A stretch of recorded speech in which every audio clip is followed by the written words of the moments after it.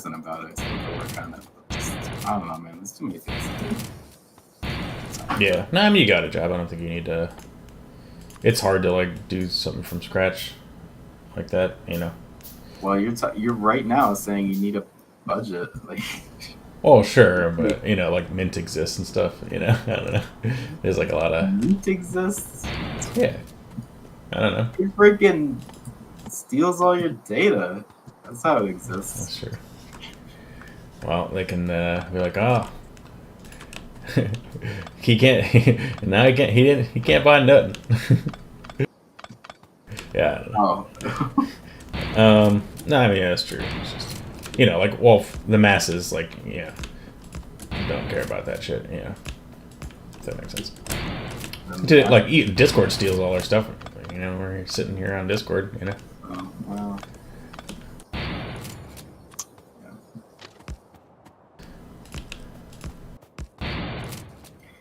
But also, like, I don't know, it's probably different now, but back in the day when I first started it, they didn't have a lot of cool features that I wanted. Like, didn't have, yeah.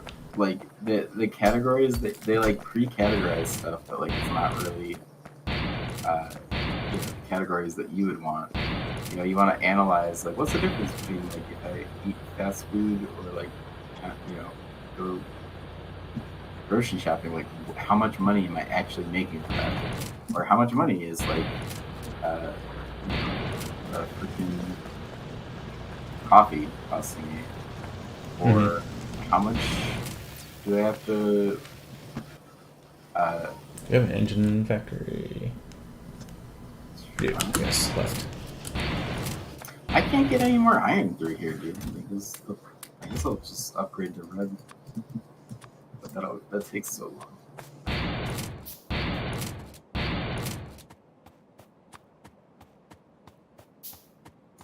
But I'm doing it. Yes. So there were just features. I mean, before there were features that were missing, which is what originally made me do it. I feel like there's something. Oh, yeah, way early on. I don't even remember like what era of my coding career was. I was like literally making Roll20 as Roll20 was being developed. Oh yeah. And then they came out, and I was like, "Fuck." Yeah. Which is funny because now they like literally have not advanced at all. Oh, that's so funny. Compared to like Foundry, which is just like ripping up the store, but yeah. Like even today, I just had D&D today. Like he was like trying for like 7 minutes to like figure out why someone could see something or why there's like weird flickering things like blocking someone's vision. It's just like how did they? I haven't used Roll20, so I don't really know how they did it. But like, what is the UI? How do you make walls so that hard? Like just like you draw a line, they can't see through it. Like what how is this like confusing? I'm not sure. What mechanics could be at play that would make it difficult? Yeah. That's funny. Like you tried really hard to make this difficult somehow. I don't really know how it's possible. I don't know, man.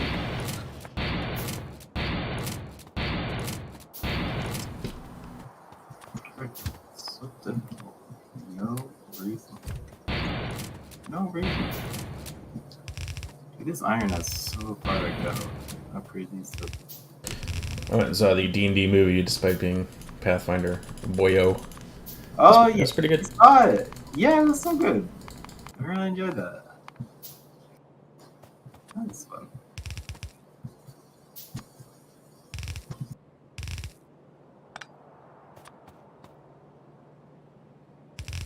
And yeah, it's not like Pathfinder's trying to make movies at the moment, so it's just like they're hurting them or something.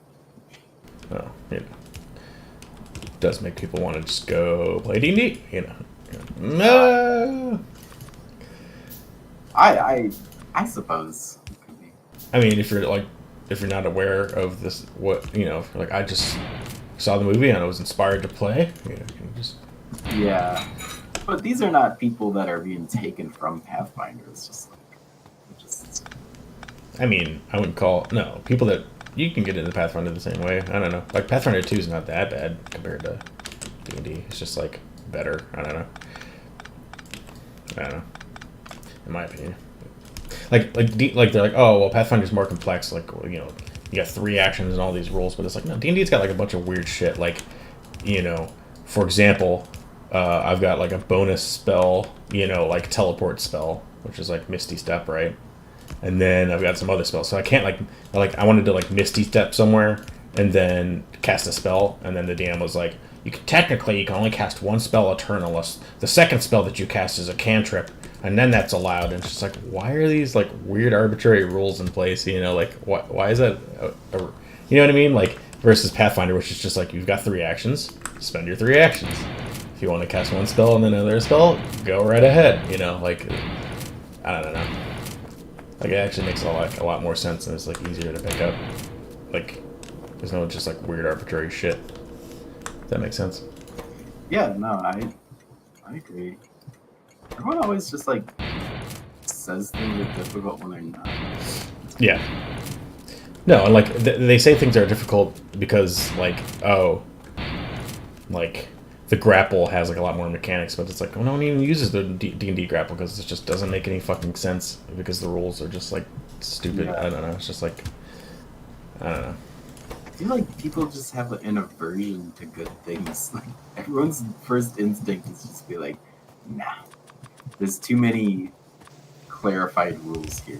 I like Yeah, exactly. Like the rules are all laid out for you, so you don't have to guess. Like what's wrong about that? Like I don't know. I don't want to deal with this. Like Yeah. you could, they always think that like they can avoid it. You know, they always think that like, oh, as long you know, oh here it is. If I can avoid this, then I don't have to do it. Like no, you're still gonna do it. It's just gonna be more difficult or like not as good. You know, Yeah. like you just can avoid the things. Like No, I don't know.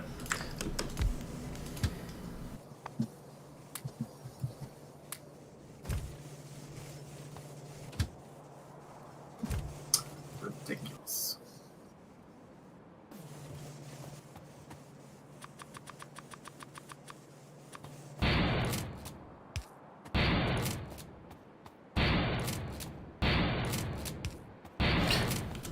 Even though I've played like a ton and I put a bunch of time into like Pathfinder setup and stuff, it's kind of like Eldritch Horror to me, where it's just like I put a lot of money and effort into like getting Eldritch Horror up, but like I didn't know if I actually liked it. You know, it was more like, well, we'll see if I like it by like buying that whole box and like getting all the expansions and you know, and it's like sometimes I don't know if I like the D&D still or just even Pathfinder because it's just like you spend so much time on like these fights and you're just like I could just be playing this on a video game like I don't know like XCOM or something. I don't know. It goes so much quicker. Like everyone's always just like twiddling their thumbs, you know, waiting for their turn to like take a swing or two. You're just like, it's fine. Like sometimes it's cool. Like I don't know. It's like one of those things that's like cooler in hindsight when you like think back. You're like, oh, that was a cool campaign, you know. But like that's because you're like fast forwarding all of it in your head, you know. I don't know. Yeah, there definitely was that moment last time where everyone was like tired. You know, we probably should have cut it off before that. Oh yeah, and I should have cut it off time wise, like just be like, oh, this up next time, you know. Yeah, But that was because people were tired. You know, for sure, yeah. But and like yeah, I fucked up thinking a little bit harder than it needed to be, but yeah. I mean, it's hard to call the difficulty because like if we're getting healed afterwards, then that's not difficult. But if we're not getting healed afterwards, like this is a different story. You know?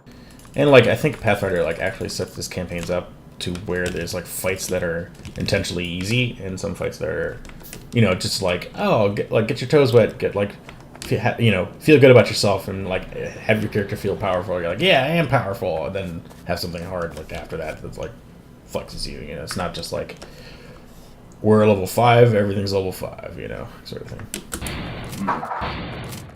Yeah, it's difficult. Yeah, they'll have like, oh, no, and then all the kobolds ran away because you just were fucking cutting their faces off, you know. Yeah. All right, coal train is up and running. Nice. Um, Boxes are running out. Oh, this one's got 52 left. well, That's also the other problem is that the one yellow is just not enough to carry all the coal down that we need. Oh yeah, I'll upgrade it. It's gonna be a long upgrade, but I think it's fine. Let's just try to get off. Okay, sure. Do we have solar panels research? No. Let's- Although we're chugging almost 100 potions per minute now. I think we have solar panels researched. We don't have batteries researched. Oh, right.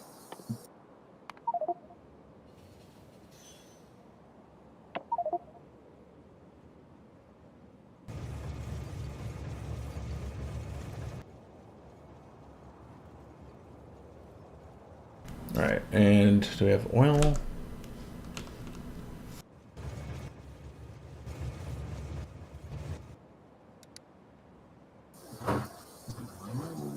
We do. Okay, so set up some oil. Do we have flamethrowers? We have flamethrowers. Okay. I'm gonna try to get some flamethrowers on the edges.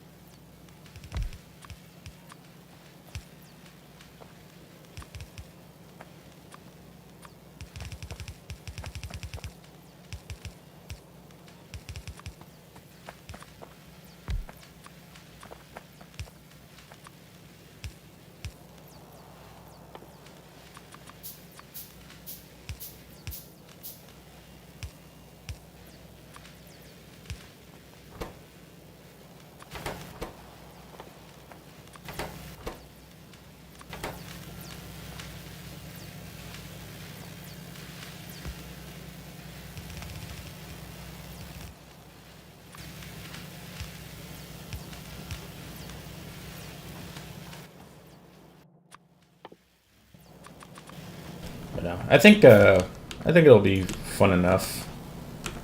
I just probably will do less customization. Like I'll probably just kind of take their campaigns and maps for the most part as they come. A bit more. I don't know, because it's just like I don't know. It's not worth like all the time I spend setting up like the rats coming out of the flooring or I don't know. It's just like it's fine, but like I don't know. Ratio of time spent to enjoyment ahead, you know, is low. Yeah, I can see that. It's like you're not feeling like this is cool.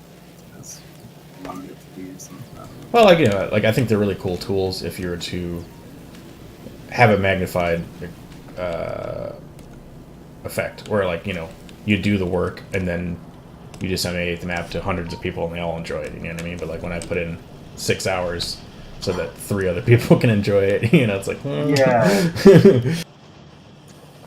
Yeah, certainly. It's a while.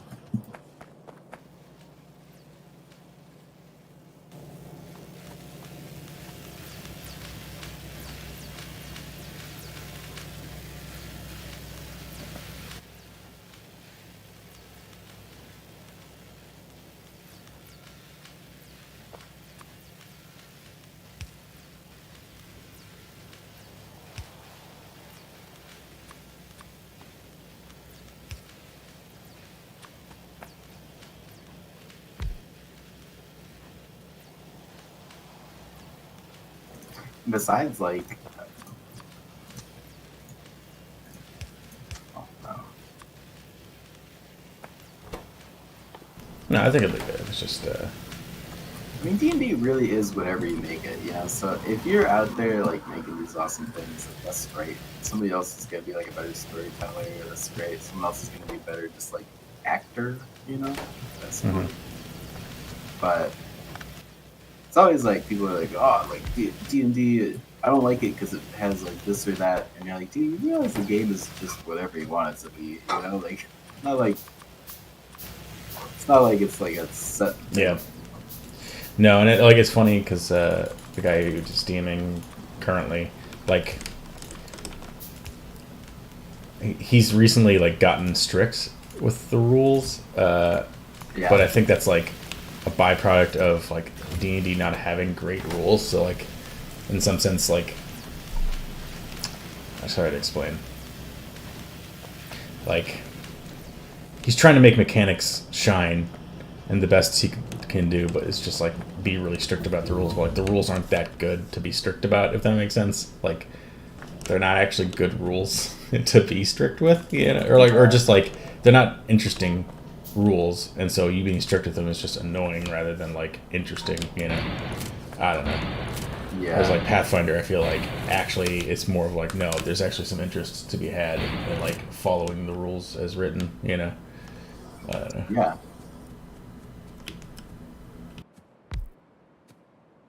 Because like they, you know, like they got this whole stealth system which we haven't really like done much of, but like, you know, hiding is different than stealth, and like you can stealth but only between like cover, like you have to end your movements between like behind cover, and then and if like people come around the corner, they like see you, and like hiding doesn't necessarily mean they don't know you're in the area. It just means that they can't see you, so you can like run behind a pillar, hide, and then pop out and shoot them like in a single turn, and just like all this weird shit. Like I don't know, it's Is that bad? I mean, no, no, it's I cool. don't Yeah, oh, you're no, that is. I was describing Pathfinder. Yeah, yeah. I don't even know how stealth works in D&D, to be honest, like at all. You're saying. I remember you were saying earlier, like the rogue just gets stealth. I literally don't know. Like it literally is just like the you know, you roll stealth. If you roll well, the DM's like, okay, like, whatever you want to do, just you're hiding now. You know, it's just. Yeah.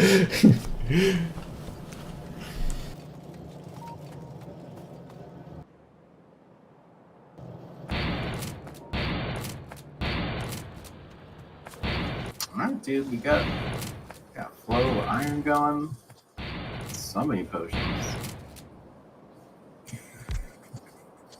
Do we have? Oh, dude, and just like stuff like my one of my warlock I'm playing a warlock things is like you get random like buffs that just like make your character interesting. So like my first one that I got was like false life, where I like get temporary hit points. So like in between fights, I just get like this buffer of like temporary hit points essentially, because I get to cast this like, you know, temporary hit point spell. I'm sorry. I got to be right back. One second. Yeah.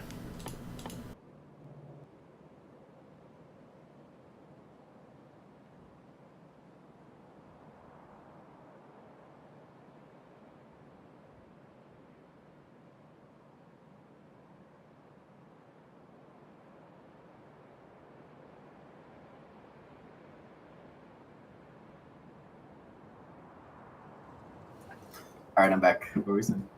Oh, I was just giving an example. So, like, one of the first powers I got was like False Life, where I can cast like a spell that basically gives you some temporary health points Yeah. as many times as I want. So, like, essentially, I just treated that as like I start the fight with temporary health points because you know I've just been casting it, or I just you know I cast it before the fight was. I'm just like walking around and then I start the fight and I got temp health. Anyways, Sure. but like one of them I picked recently was like you can levitate at will. I was like, well, that's cool, you know. It's not like flying; like you can only like float upwards a little bit. You know what I mean? And some others. Trick. Go for, but like, he's like rules as written is like you can only cast one spell a turn, and even though it's like an at will spell, which means it doesn't take a spell slot, you still have to spend an action, and you can't cast another spell. So like I can't just like levitate and cast like you know some cool spell. It's just like okay, So but that's just like I don't know, man. It's like the rules are just bad, you know. You know, in Pathfinder, you'd levitate and move with one action, and then cast your spell with the other one, and you'd be like doing some cool shit. But it's just like, nope, not allowed. 2 spells. It's just like that's just like a shitty ass attempt at like making an action system without having like a proper action system. If you know what I mean? You know, just like I remember somebody like I remember this scenario coming up at some point where somebody was like, "Oh, like I'm gonna levitate and do something, even though it's not allowed. Like I'm still gonna do it." Like, I forget exactly, but like that sounds so familiar. Like, yeah, it's just like one of those things where it's just like literally you're just rubbing up against the bad rules of D&D. Like just let me do the cool shit. Like we're level like 14 going into kill like the last boss. Like just like let me levitate and shoot my spell. Like I could, I don't know.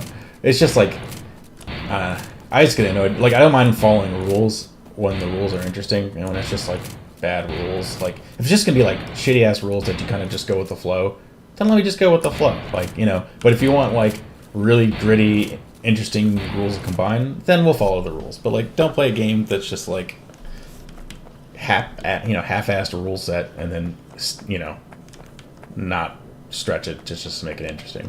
Does that make sense? Like yeah, it's like not interesting rules, but you're following them. So like you could you only just end follow up the with not rules. interesting Yeah, overall. You know. you could only follow the rules if they're interesting. Yeah. Yeah. And like also they've got like a house rule that he started following where you can cleave. So if you kill an enemy and you like overkill it, and there's a next enemy next to it, you can like you know hit that enemy too. And I was like, okay, but that's just overcoming the fact that there's literally 0 interesting abilities in the D&D. Like you can only auto attack. You know what I mean? Like in Pathfinder, there's like whirlwind. There's like you know piercing attack where you like attack people like in a line. You know like all this cool shit. And D&D's just got none of that. You just auto attack. That's it. So it's like, oh, listen, now there's some interest because no, that's just like hacked. You know, sorry, you know, a sorry like excuse for like you know actually having cool abilities. I don't know. Yeah. I remember there was some game where I was like, wow, like none of these abilities are actually that interesting. I forget what it was. But yeah, that makes sense. Oh yeah, it was Pathfinder.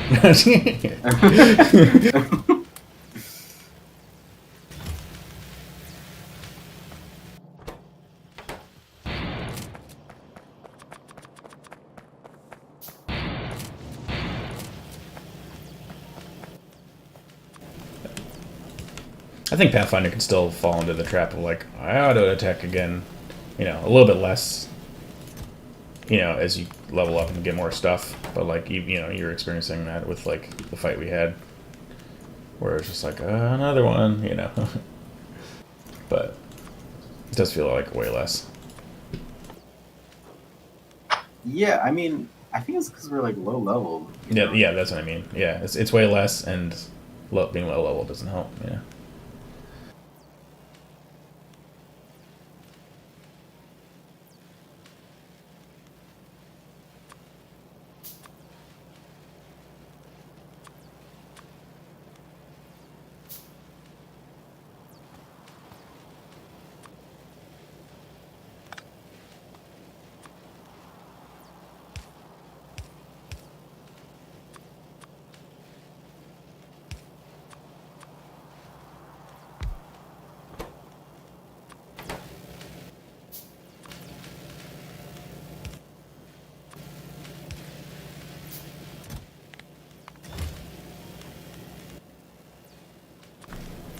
Our store is getting quite janky.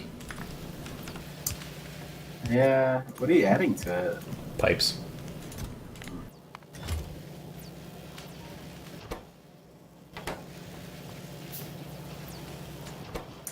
Yeah, I guess I just didn't imagine there too many difference to do. It's pipes. Hopefully there's not too much more. Nah. We'll get robots soon.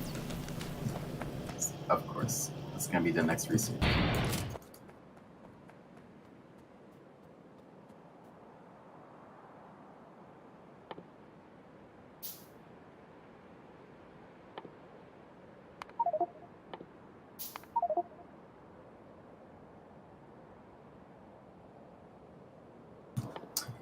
So I'm just gonna make a train system, and then maybe mine the iron down here and the copper over here, and then make some red potion or red cards like here. That's Cool. my plan. Are you gonna do the defense train down there, or just a normal train?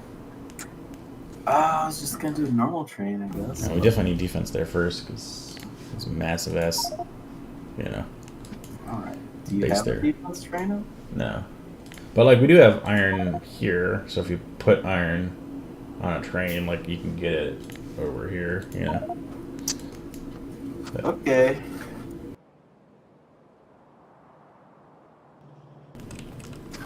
That little measly iron patch up there. I'll make it the other one soon. Hook it into the system. No, that's a good point, though. That's a good point. It's the beauty of trains, man. Doesn't matter where it comes from. Yeah, I can go up to that iron up there. Also, the other part about that iron, it's got a coal right next to it. I know you have coal off, but Oh, yeah, that's true. it's right there. It's right there.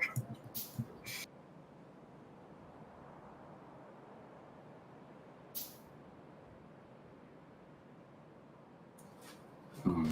Alright, I'm just gonna try to get a peripheral rail.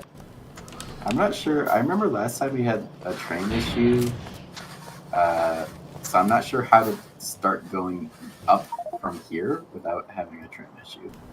Train issue. Oh, just like crashing? Well, remember one time like the whole train area like filled up Mm-hmm. and it like wouldn't proceed. Yeah, I think that'll be better. If you just go straight from where you're at right there and go north, it'll be fine. Okay. Like, this leftmost one shouldn't be a train station. It should just be trains coming through sort of thing, you know? Yeah.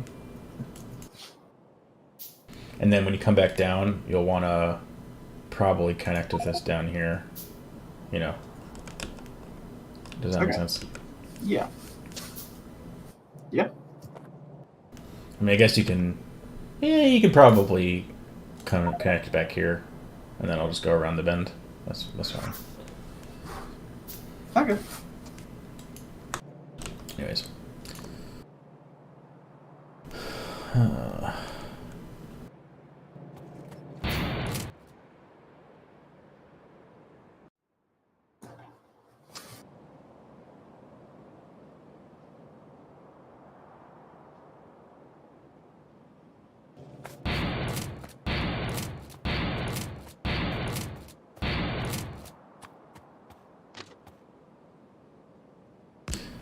It will be nice fucking coding on, or just working on something that I like care about, because I forget if I was telling you or not, but like I've gotten to the point with finance stuff where I just like don't care enough about it to where like I don't know, it's hard to like learn more to like excel at the like top, you know, and it's just like I don't care enough. You know?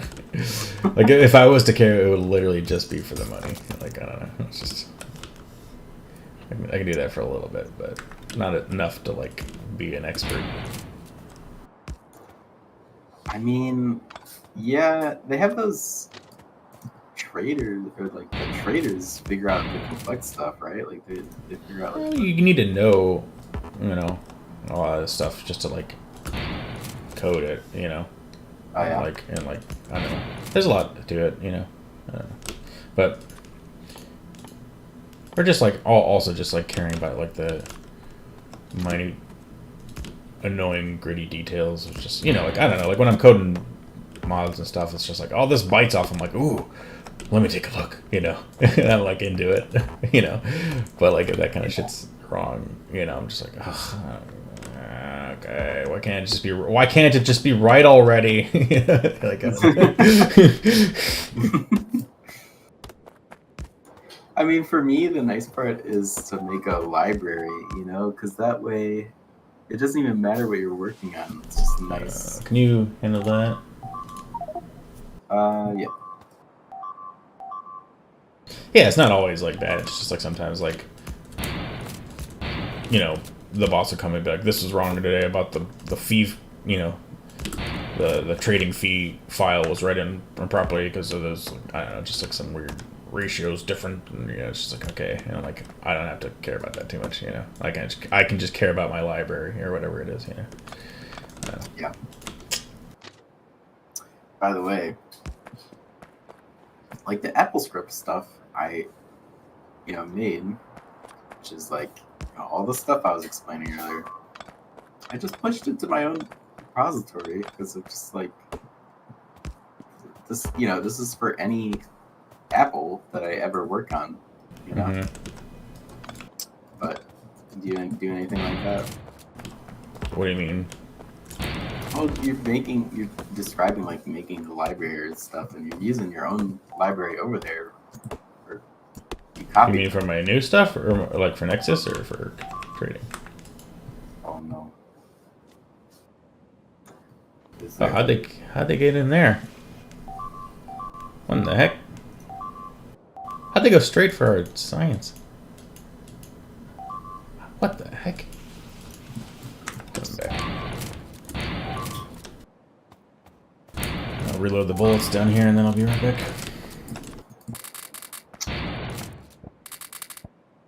I didn't have iron to make turrets and bullets, so I had to go pick up some iron.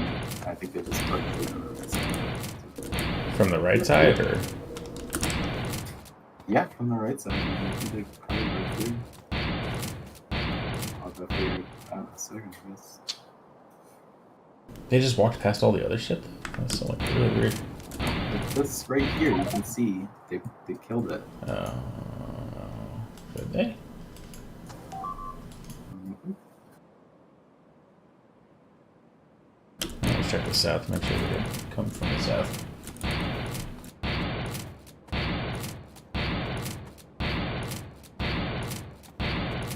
If I missed a bug down here, they could have just, you know, spread into another hive. I'm just surprised that they would have walked past like this turret, walked past all this stuff, and gone straight for the science. Yeah. Yeah.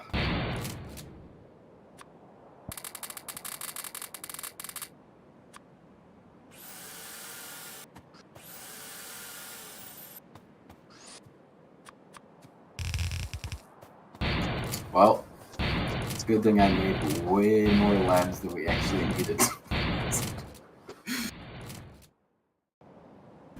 Yeah, I don't know how they got there, but it must have been.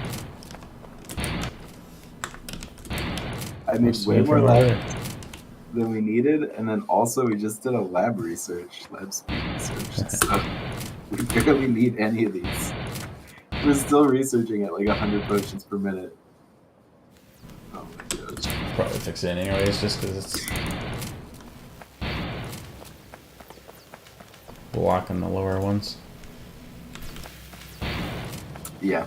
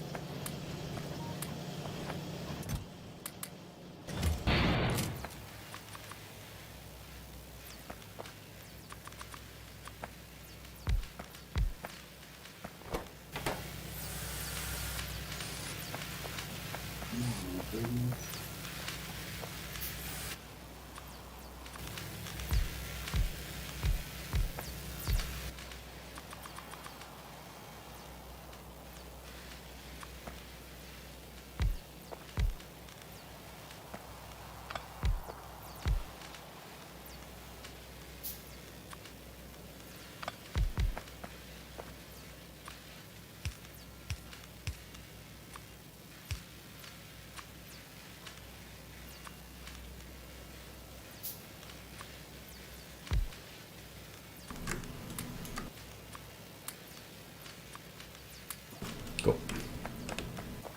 There's all these cliffs in the way, but I know a couple hours from now. Oh, we need more red potions. Yeah. It's always imbalanced somewhere, dude. More. Nothing you can do. We're consuming like 100 potions per minute at the moment. Oh, yeah, 100 potions per minute right now.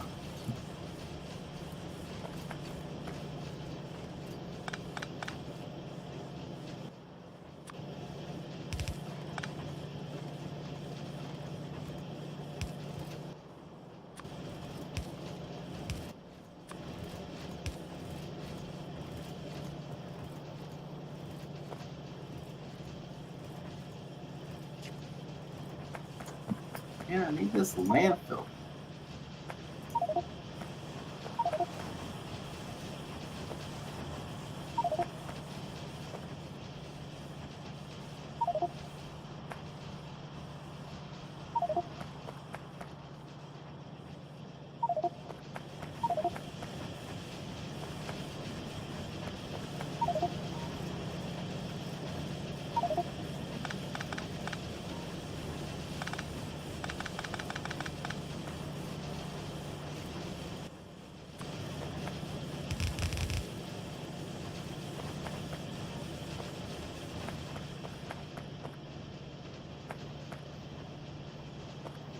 Yeah. So, anyways, with Pathfinder, I'm like, I know Pathfinder's better than D&D, but I still don't know if it's good enough to want to play all the time. But we'll see. Yeah.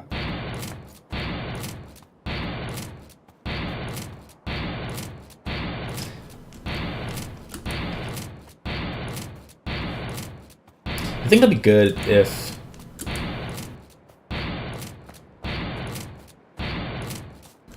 like, yeah, if you somehow avoid just like the slog bits of the fight, or like somehow you keep it snappy, you know? I don't know.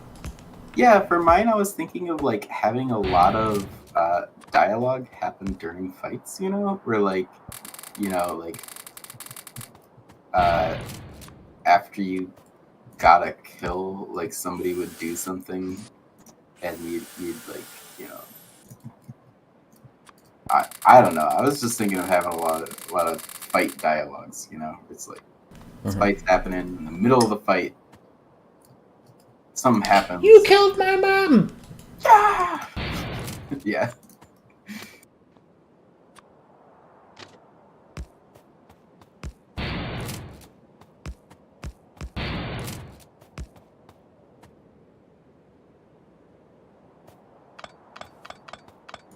Going clockwise or counterclockwise? Oh god. I don't remember which one's better. It looks like right now where it's telling me I can only go clockwise, so that's what I'll Yeah, do. we're going clockwise.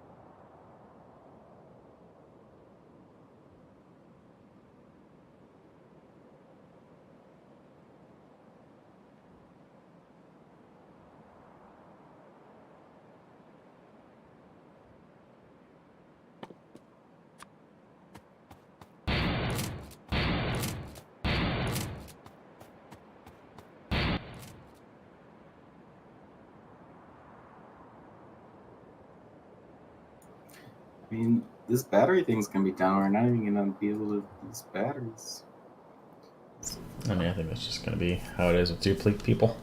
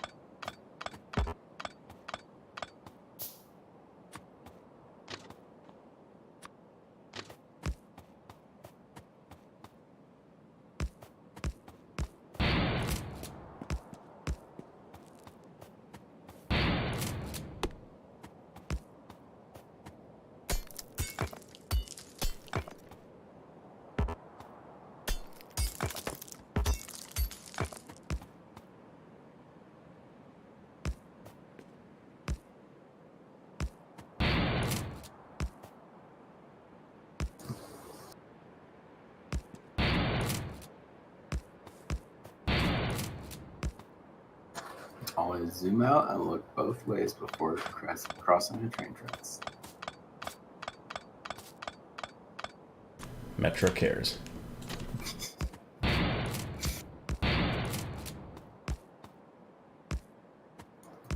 be looking at your phone or having any of the menus open.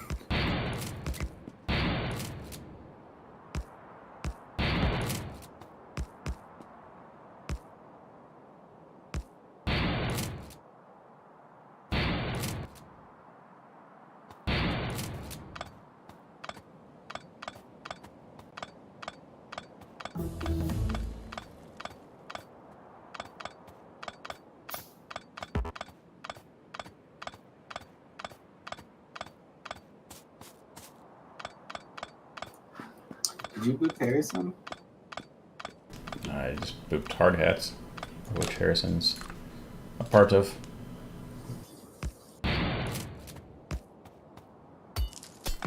Well, no, I didn't boop anyone tonight.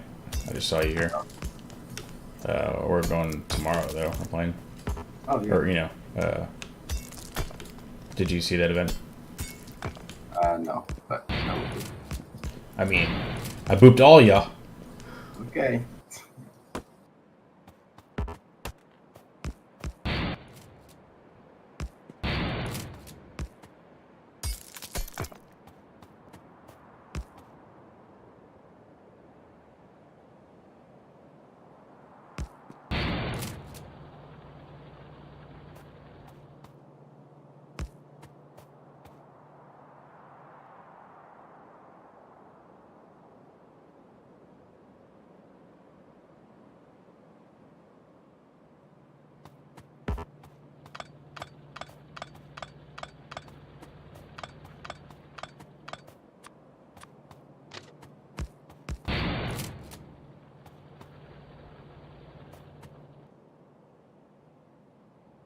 We have.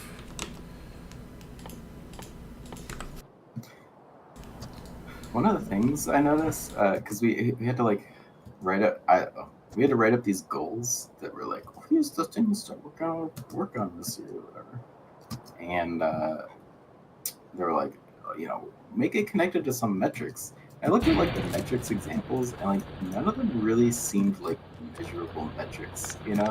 It's like, what is this? How is this metric? I forget what they were exactly. But there was one that I was like a little spooked by, and it was like uh, activity or something, and I was like, what could this possibly be? And I was like worried, like maybe they're like remembering how many clicks I'm doing every day, and they're like, oh, he did like 160 clicks today, and 300 key presses or whatever. It's like, is that even? Do you think that's possible? Because like, there were some days earlier where I was not clicking very much. Yeah, it just depends on your company. Like, did you buy the computer and just download your IDE, or did they like supply it to you and install a bunch of software? They gave it, and it's got all this stuff on it already.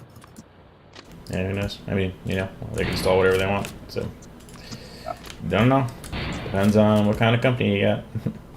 Yeah, I was like looking at the processes that were open. Like none of them were recognizable. Obviously there were a couple that were like, I don't really know what that is. I mean, it might just be like some like monitor tools, or like some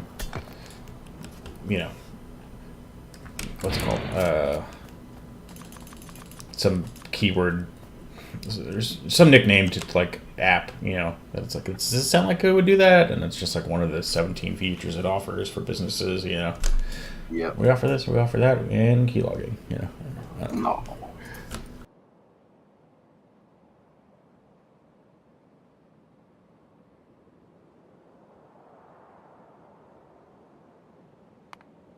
But I don't know.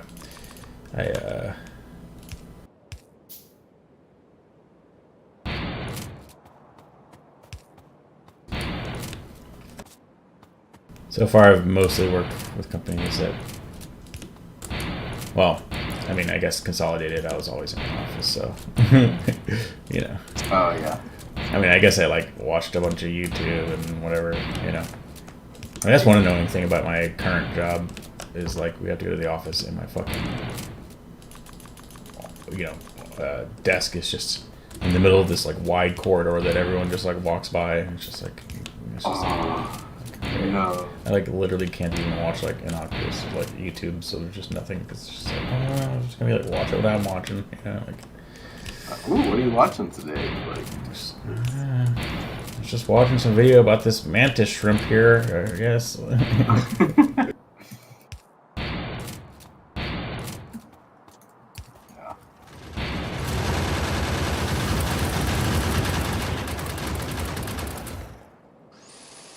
Like a consolidated, it wasn't that bad because I had like, you know, a little cloister desk where it was just like, you know, turn my monitor. I have at least a few monitors that were like faced away from people like walking by.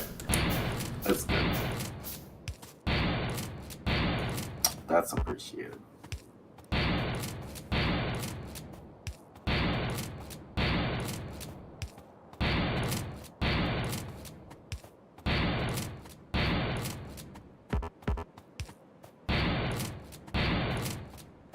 But it will be nice. I'm Like, not sure if I set up this train correctly. Because right now it's coming down. Like, this train's coming up, right? But mine's going to be coming down. yeah, that's right. Yeah? Yeah. Yeah, you're right. No, it's not right. Yeah, it is. Yeah? Watch. Okay. Can you Come set up. up It'll the come up iron- here. Can you set up the iron off, I guess? This needs to come here. Well, it's wrong in the sense that it's got to do a loop-de-loop, but we'll figure that out. Alright. But it will like go along the track like we want, you know. I guess it's going to take the whole loop around. Yeah, I mean, I guess. You do this sort of thing. Oh no, fucking cliffs. Oh, barely can't. Cliff blocked. Dude, I feel like we're falling. I mean, it's 2 players, my friend. I know. Alright, I got iron on. Next, I gotta get some copper. Copper. And then, I'm gonna make some green cards. And after that, I'm gonna make some red cards. And we're gonna have efficiency maps. And then, we'll be golden.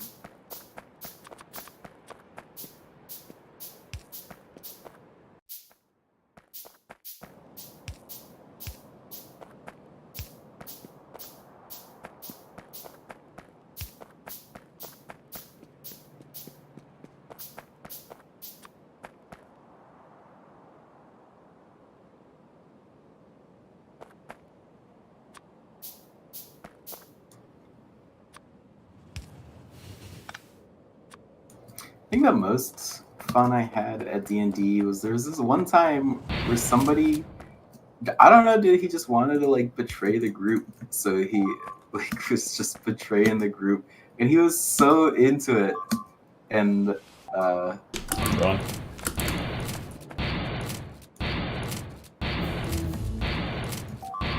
he got so into it, even though he wasn't even. I was like, yeah, all right, betray the group, but like, you can't be doing stuff while they're doing stuff, you know. And then, yeah, I don't know. I guess he was just watching for the most part. But then I Yeah. was gonna have him, like, in the next battles, like, be on the enemy side, you know.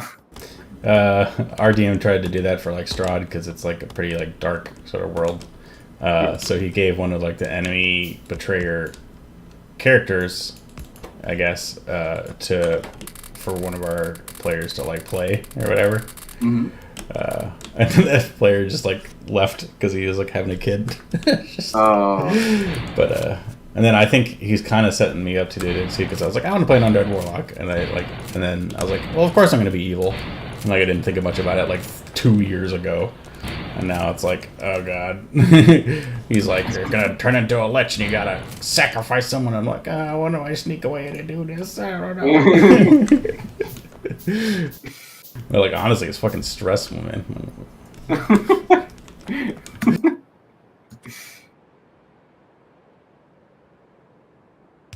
Well, he wasn't doing it in secret. He was, Oh, okay.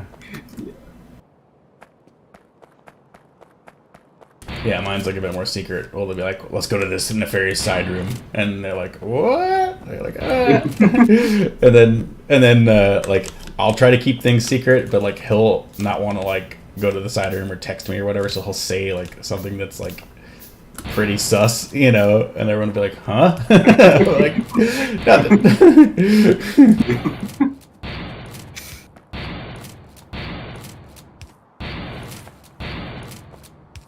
Yeah, like eventually I was just like, I'm too stressed for this. I need a redemption arc, so like you kind of reset and whatnot.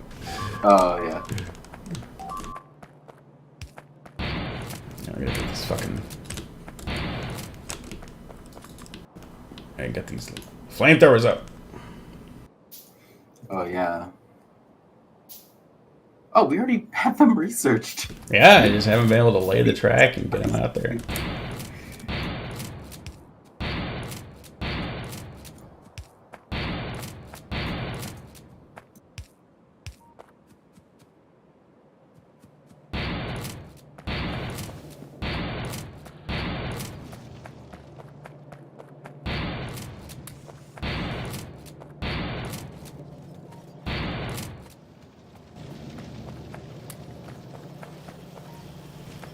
But no, I don't think I'm gonna like let anyone be an evil character on accident.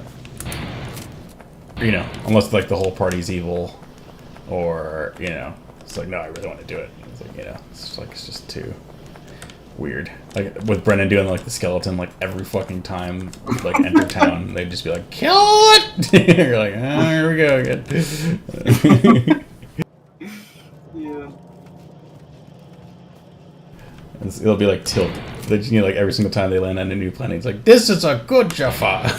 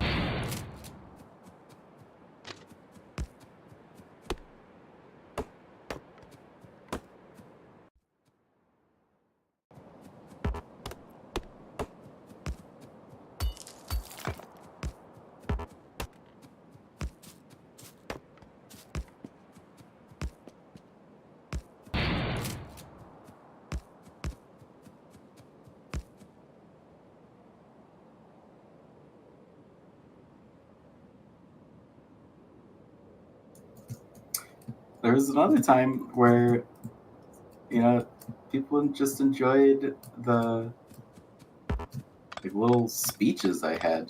Every once in a while was a speech somebody gave, and I don't know. That was fun.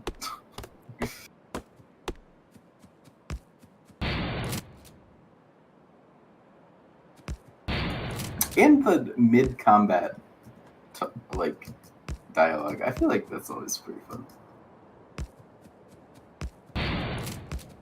Yeah, I mentioned that already, but I'm just remembering times that was fun. What's up? Yeah.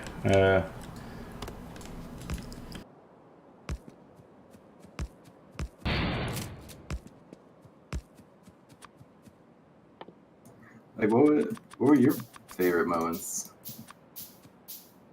I think it's just like after the fact. Just like I was mentioning, just like thinking back on campaigns, it's more fun than actually playing them. Oh yeah. But I think that's just because like the rules aren't actually that interesting. But like the overall story might be. But then you just get into this like 2 hour, just like not an interesting fight. I don't know. Yeah.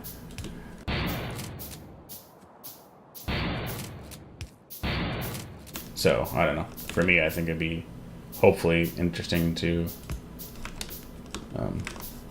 play with Pathfinder, where the rules are actually hopefully interesting eventually.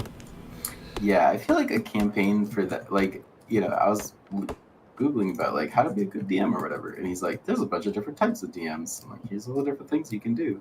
And one of them, I forget what it was, but it was just like, this type of DM really likes stuff like Warhammer 40K, where it's just like you are not the main characters in the story. You're likely gonna die in the story, just like all of your comrades have died before you.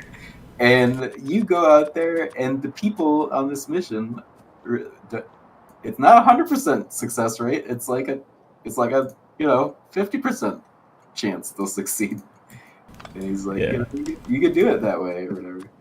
I feel like that might be like the best case for like caring about the rules and stuff. Because Well, actually, Pathfinder sets itself up yeah, to where you're the kind of heroes in the sense of like, unlike D&D where everything's supposed to be like in the 1 to 25 range. Like when you roll a dice, you never roll like higher than 25, right? oh, okay. Just like, you roll 1 through 20, and then maybe you've got like +4 or something. Like Constitution's like +3, and then you got a magical item or something, right? But in Pathfinder, the level, you add your level to all rolls. You add your level to your AC. You add your level to your attack rolls. You add your level to your will and your like fortitude and your everything. So like, what that does is it makes it so you fucking smash things that are below your level. So if you go like fight a level 1 goblin as a level 1 dude, it's like a little tussle, But if you go fight him as like a level 6 guy, like the goblin can barely even hit you, like has to roll like 17, 16, 17 or whatever. Yeah. And so like it makes it's less of just like gritty reality and more of like a little bit more fantastical, even more than D&D. Because like in D&D, it's like if you fight like 20 goblins, they'll still like just by law of like rolling tons of times like get you, whereas like in Pathfinder you could just be like this like Jedi Knight just like swinging around his blade just like killing everything, like yeah. It's like you what is that quote that Darth Vader says? It's like, we have you surrounded. He's like, I'm only surrounded by dead men or whatever. I don't remember where that one's from. That's pretty epic though. But yeah, no, it's a little bit more like that. It's definitely not like Warhammer style. It's like almost like the opposite. But like, like when you fight like something that's like 3 levels higher than you, it's like a challenge. Like you could feel that me just doing that epic. Like they have like little buttons where you can like make a single creature like weak or strong, and it just like ups them by a level, or I think a level or 2 maybe. Oh yeah, 2 levels. Like that's what I like did, and like already that fight, like you were missing, like everyone was missing everything, just about like having a bunch of debuffs up and just like, I didn't feel like I felt like I missed because I rolled poorly. I didn't feel like I missed because I just like. I think it's deceiving, and like people that have talked about Pathfinder like the +1s really do matter, and like I was looking for times where like our little pluses and minuses actually made any difference, and I don't remember any. Like I don't remember a single time where we were sitting there like, oh, this guy was. We flanked this guy and it actually contributed. Oh, if you think about it, it's 5. Each plus is a 5%, essentially. But like,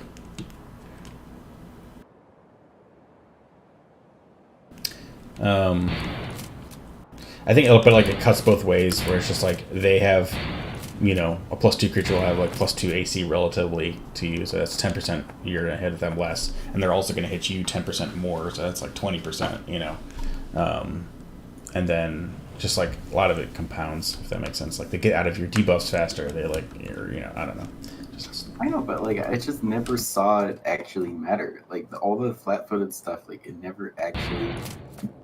It's all great in theory or whatever, but like at some point you have to actually see it do something. I never actually saw that. But if you look back at did you?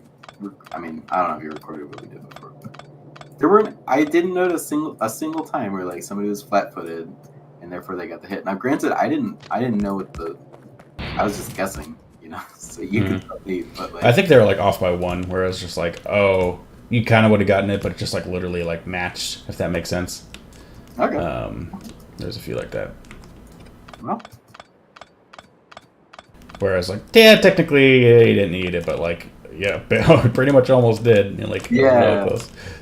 Yeah, I mean, but yeah. Does that count? I don't know. Yeah, but like multiple attack penalty like does matter. Like you're basically -10 or whatever it is like on your third hit, and it's just like that's 50% chance Oh yeah. miss rate. And it's just like you might as well for the if you get a trip off, they have to waste an action to get up, and everyone in your party gets plus and so that's kind of where it helps out. Flat-footed's not just +2 for you; it's +2 for. Well, it depends on how you plot it. If it's flanking for one other person, or if it's like some other effect that's global, it's like way better. Mm-hmm.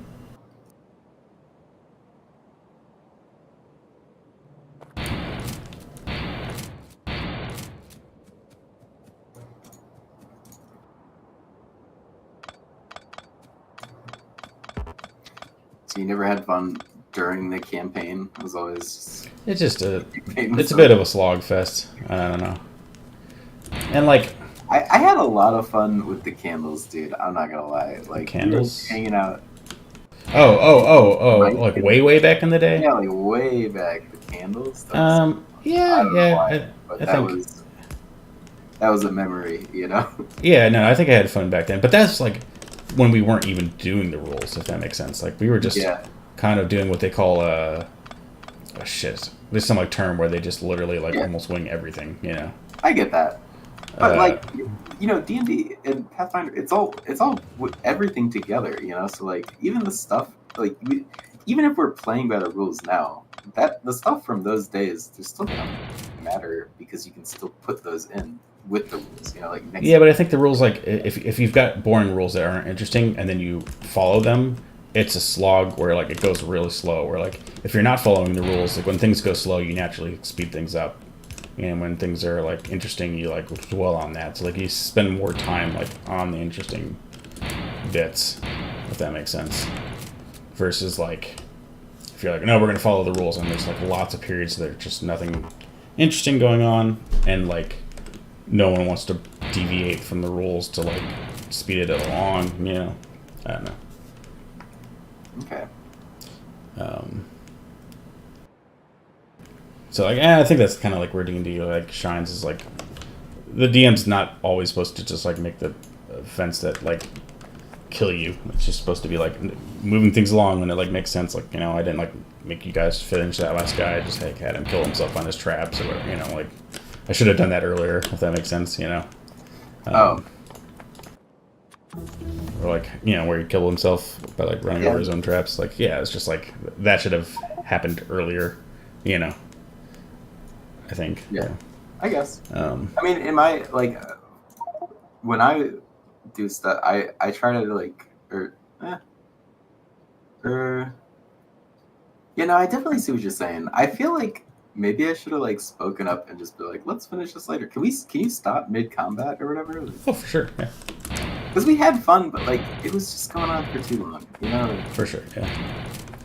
I think. Yeah, we should definitely like just have it be like now we're going from 7 to 9:30 and that's it. Yeah. Well, I mean, even you can tell in the moment too. Mm-hmm.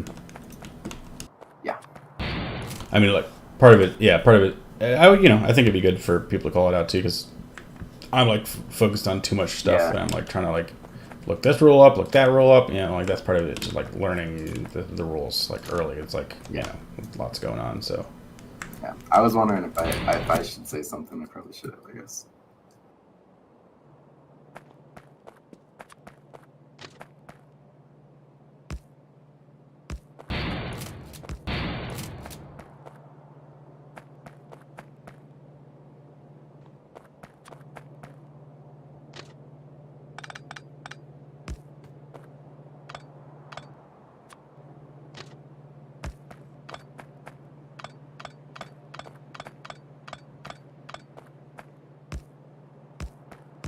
Now, but I think what I'm hoping it is like, we get used to the rules. That like helps a lot, and then just like they provide a bunch of campaigns, that are really well done, and we just kind of like take them as is a bit, do what we can, or just fluff them up to make them interesting whenever we get inspired, but like not like feel too much pressure to do that.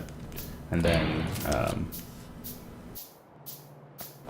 and then just like have some fights that are cool and like speed things along a bit when they're dragging down, and just kind of like not. I don't know. Yeah, avoid the drag as much as possible, while also just like following the interesting rules. And I guess that's like a weird balance, but I don't know. I feel like it's probably doable. Yeah, and I definitely get that of just like, just use the campaigns that are there, Well, like that's the things like Pathfinder's got like really good campaign writers, I've heard. So it's like that's what they used to do before they made Pathfinder. So it's like, why not just do it? Yeah, these are legit writers. Like I saw them before. Like it was like, all right, like this video is about like how to be a good D&D thing, and then they're like, yeah, so like normally when I start writing, like I like to do this or that. I'm like, we're not writing a book here, but like they were treating it that way. They were like, all right, like here, standard practice when you're trying to write a book is like you do X, Y, and Z. So that's what we're gonna do here. You gotta have a protagonist. You gotta have a climax. You gotta, And like that's cool, but like I don't have time for that, and nor do I have the honestly like skill for that. Talent, I guess. Yeah.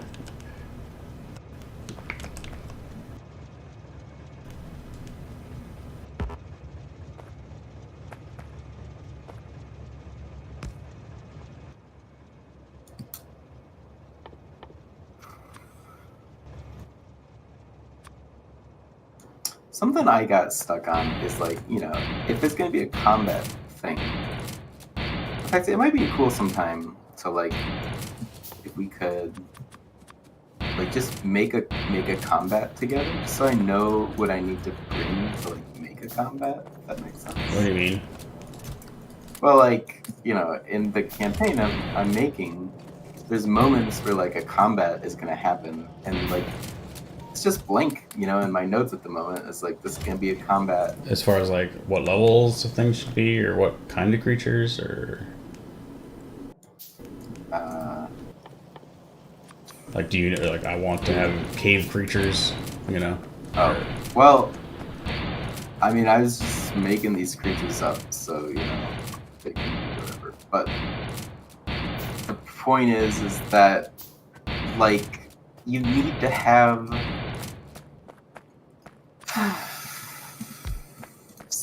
your guys need to have specific stats, like, and you need to have, or I don't know, dude, like, what do you, I feel, like, that's a like when you show up and you're like, all right, we're gonna have a fight, like you bring something, like what do you like, is there a checklist where you got everything? You're like, I don't even know.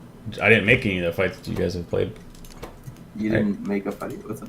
Yeah, I didn't make any of the fights. Okay, well, you read from something about like what the fight they provided the map. They provided all the like the kobold should go here, sort of thing.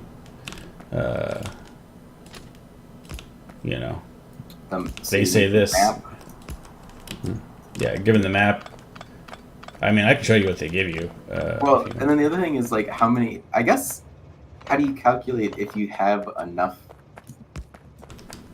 people that you're fighting? Like. Yeah. So actually, Pathfinder is very good at that. Like that's one of the selling points of Pathfinder is that their system for doing that is way better than D&D, which is just like combat reading. It was like how D&D did it, but it was like notoriously just like unreliable. What? Combat rating. Oh. That's how right. D&D did it, but it was just notoriously unreliable. Like you have like a combat rating that's supposed to be right, and it just like was not a problem, or I don't know. It's like I think that still happens in Pathfinder, but like a lot more. It's like they've done a lot more fine tuning with their math. That like when they say like a creature's this hard, it's like a bit more likely to be that hard. If that makes sense. Mhm.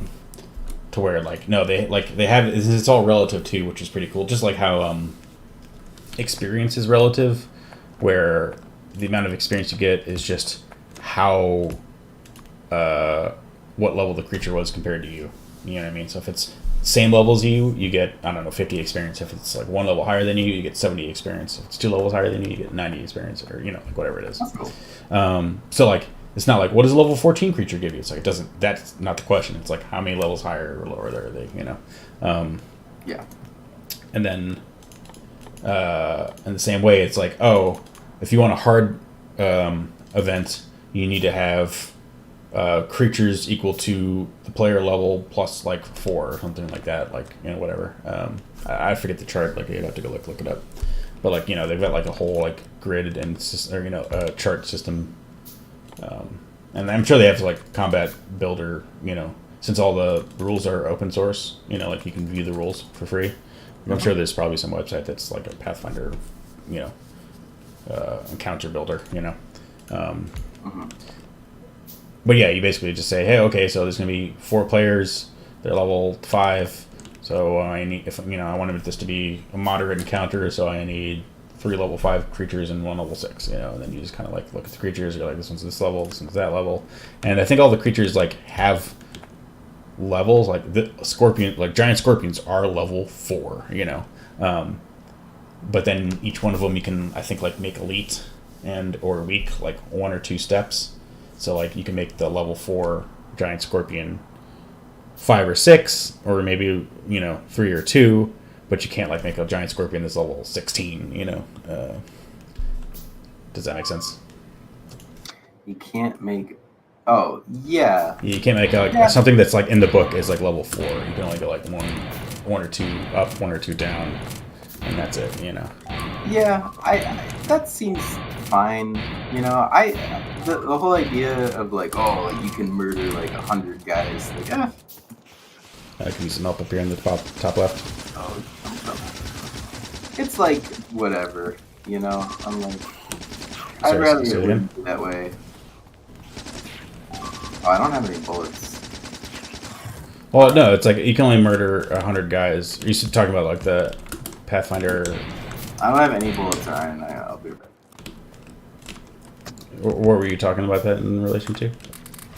Just because you were saying like in Pathfinder, if like you're a Jedi. If you're facing dudes that are lower level than you, but you don't do that. Like if you're level 15 and you throw goblins at them, they're gonna beat them. You know what I mean? So don't like have them have a legit fight against the goblins. Like have the goblins be like, oh my god, and like run away. Like have it not even be a fight. Like. Does that make sense? Yeah. Like goblins, they shouldn't be fighting goblins. Period. I'm gonna go the other way. I'm gonna patch this up. I'm gonna go south. All right. So did these just run out of bullets in this? I think so, yeah. But like that's the idea, is that you pick creatures that are appropriate for the level, unless you want to have an experience where they like ran into a horde of 100 goblins and like chased them off. You know what I mean? If that makes sense. But like, yeah, if you don't want them to just curb stomp them all, then you don't throw goblins at them. And then, like that was actually one of the critiques. It's like you can't just always use any monster, because like monsters get phased out in some sense as you level. Yeah, I don't really like that whole idea. It's just like. Yeah, it's just kind of like it's similar to it's like in Diablo, where you go back to Act 1 and you just curb stomp everything.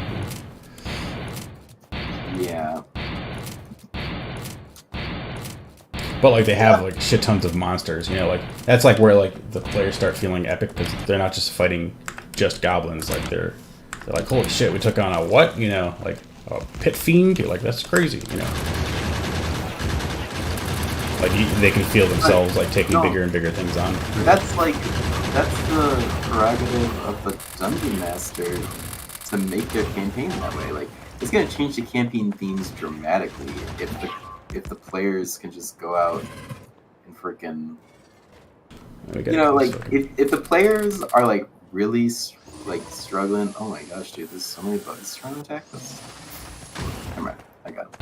But you know what I'm saying? Like that's the prerogative of the dungeon master to like figure that out. Like it's not like the game should decide that, like, But okay. I mean, that's like the problem is that I don't know. My experience is like in D and DM or D&D, it's just all same because like there's none of that, and so all the monsters are kind of like actually mostly the same difficulty, you know.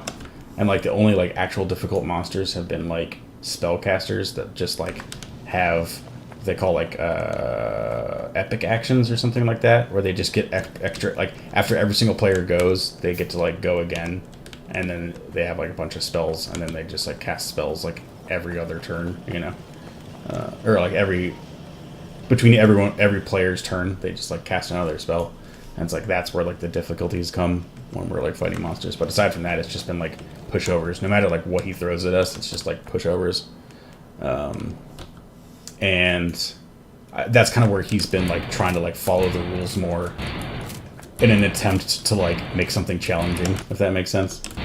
And it's just I dumped all my iron into there, but I feel like bugs keep coming. Like, no. yeah, I'm trying to load on oil. I'm gonna go pick up some more iron, I guess. Oh my gosh, dude, the iron arms look at me. Ah! What? You. What? Justin! What? What happened here? Oh my gosh, this pings. Oh my gosh, please let me ping. Up left of that. What happened there? The iron's. There's no. The iron's not Oh, going. gotcha. The bug's true skill, distraction. So I don't have any iron. Or wait, I got some iron, I guess. I'll go fill up 65 more bullets. Actually, I'm gonna build them out here so the bugs don't freaking run over. Like, oh, who's that?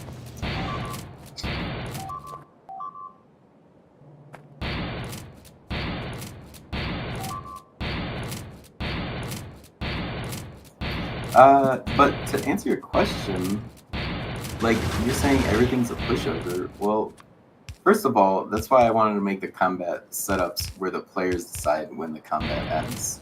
But second of all, I wanted to make it, or like if that's the case, then just knock up the difficulty like a little tiny little bit, you know? Like it's just a tiny little difficulty increase, and then just keep doing that, you know? Like you don't have to, like, you know what I'm saying? Like there's no reason why it's like, oh, we can't do it because like it's just not difficult enough. I think it's harder than you think, but it's because like Just do this. Just find a monster that's more challenging, and then just use that stat for the other monster. You know, like you don't gotta. I don't know. Like, what's wrong with that? well, one that only works when the stats and monsters are boring, where they just have what's my attack, what's my damage. If you've got interesting monsters like Pathfinder where they have abilities, then you can't just steal a stat block necessarily because like all their abilities and things that they do play into it.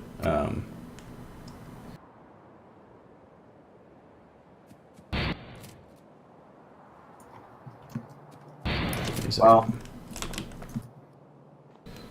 I think you'll find it less annoying than you think to have, because they have like tons and tons of cool stuff. It's not like, you know, why are you fighting goblins your entire campaign? You know, like what's the campaign story? You're like, and more goblins and more goblins and more goblins. You know, you're like, I don't know. well, if you're, let's say you're like in a war against a certain enemy, you know, and then this certain enemy you're just gonna keep running into because there's a war happening and they keep assaulting your borders and you keep defending against them. Yeah, so that might be like something you do. Well, one, like pick something that's got a bit more versatility. Like if they're goblins, I guess goblins are actually player characters, so you could have a goblin sorcerer that's level 19, you know. But like, yeah, if you're fighting like, I don't know, undead, like if you're fighting an undead war, then they have different types of undead, you know. I don't know. Like if you're fighting humanoids, then they've got you know, player characters that go from 1 to 20. So you know, just pick as appropriate. You know, What does that mean? Player characters that go like from if you're fighting goblins, if you're fighting humans, another human like settlement, like they can have a level 15 warrior that you fight. You know, versus like a bug, you know, or like a gelatinous cube. It's like, okay, well that's got a certain level. You know, I don't know. And there's different types of oozes that have like different levels and stuff. You know, I don't know, but yeah, I just think that. Well, definitely the idea of like having the players decide when the combat's over, like that's I'm really excited about that. Because not only is that gonna like make it so that like there's no the difficulty is never an issue because the players are just gonna like I think you're worried about like monsters being limited to it, and I think that style of combat only has so many ways you can connive it to be the infinite, you know, fight. If that makes sense, like that works. You know, you can set certain things up to work that way, or if you're like in a weird abstract campaign where it's just like, oh, we're talking about big battles, and so everything's gonna get a bit more abstract. You know, you're fighting in like one little area of a whole battlefield, then it's like, yeah, okay. Say like, oh, fight until you want to stop because there's just a whole army to fight. But like, you know, not every single like corridor and in a tomb can just have an infinite fight in it. You know what I mean? I don't know.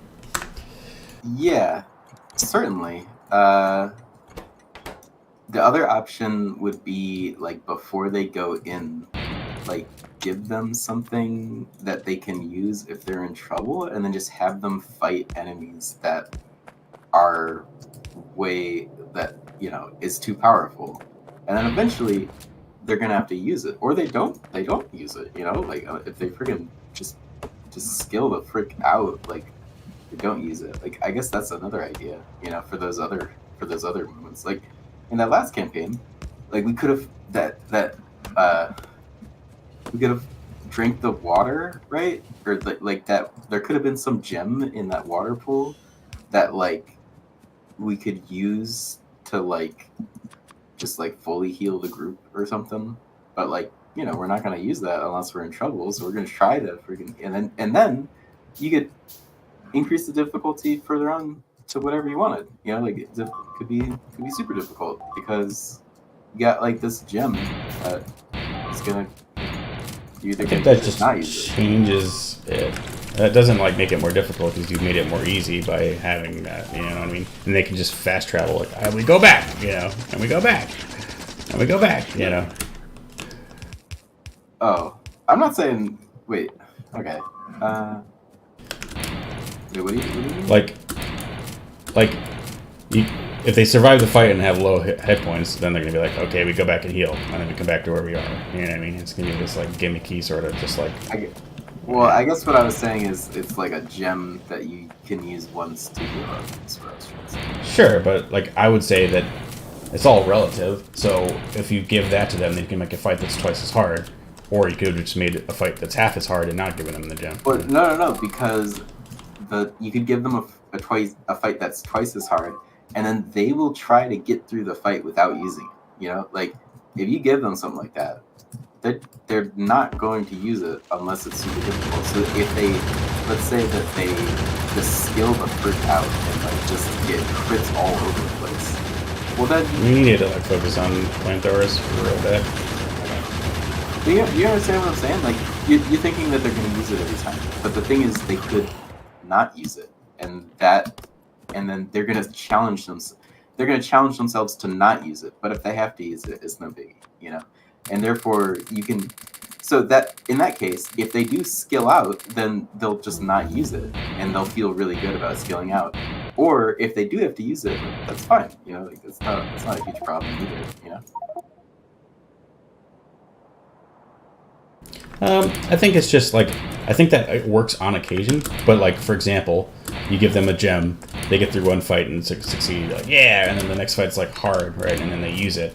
Well, now you've lost that mechanic, so you can't do that little tricks anymore. Do you give them another gem? You're like, you know, and then they use that 2 fights later, and then you're like, oh, here's another one, you know, like how many times are they gonna get this gem that like lets you do that, you know, like concept, you know, like All right, and the point is that there'd be a ton of these put together. You know, like all of these. You know, those are just two ideas. There's probably more ideas, and you know, all of these ideas put together allow it to be that the players kind of like the, the players kind of decide to get the fuck out, or you can always run, dude. Like, you can always make the enemies too difficult and then just have us like run the frick out of there, and then just just be like, all right, you failed. They boarded it up and you can't go back there anymore. You gotta like do the next part of it, but you still you still continue. sure that works when you're just like rolling with it, but like when it's a pre-made campaign with tons of maps and like monsters Okay, laid fine. out and That's the third of many ideas. All right, that's my third idea, and there's many more ideas. But all of these combined, that's what I'm saying. Is that like these are all different ideas, and if you just put them together, I mean, I think like for example, you know, I'm probably going to be gauging it where it's just like, oh, they're always like kicking ass. I'll just kind of make every fight like a little harder, you know. And then they've got this whole book of like pre-made fights that are, you know, certain whatever, you know, difficulty, and you know, now they're all a little bit harder for you that have done well, you know, and it'll be a little bit better, you know, balanced for the party, you know. I don't know. I can yeah, think that's more sustainable than just like, oh, you know, like it's just gonna be like, oh, what's the gimmick this time? That like we have an infinite fight, you know. well, the thing is that like people. Oh my gosh, they're breaking through. Okay, I'm gone. Like, people learn as they're playing, so like at the beginning, they're gonna like they're gonna not do it as well, and then at some random point, they're gonna figure out like, oh, you can do like this and that, and then you're gonna have to change all the difficulty that you came up with. Like you can't just do that same stuff because like at this point they're like, oh, freaking kicking ass. And as far as like, or it could be that one time they like did something and they didn't even realize what they did, so they're not gonna do it next time. It's like, ugh, how do I does that make sense? Or what do we even? Wait, actually, what is the point you're trying to say that like? I'm trying to say like it works on occasion, but it doesn't work over the course of years. Doing like tons and tons and tons and tons of encounters. Like I think you can think of a few of these things on occasion, but like not every situation is going to cater itself to being able to do these types of tricks. I think, but does that make sense? I mean,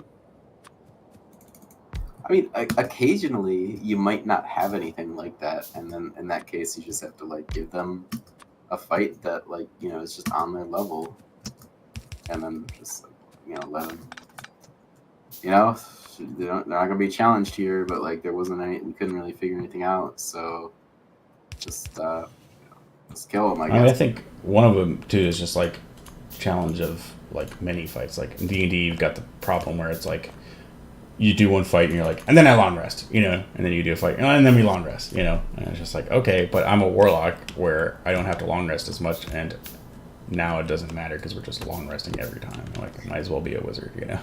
Where in Pathfinder, like they had a thing set up so that you always regained all your health in between fights. Like, I, What do you mean? I don't think, I but don't, I remember watching a YouTube video about that where they're like, yeah, like in Pathfinder, there's this cool mechanic where like you can, because they set up the combats for a specific. Oh my god, they're getting real angry. yeah, I think we gotta stop talking and focus on shit. But if we want to survive this one, Can you? So I can defend for a bit, but can you get like I'm the getting walls and flamethrowers stuff? up. Yeah, I'm getting flamethrowers going.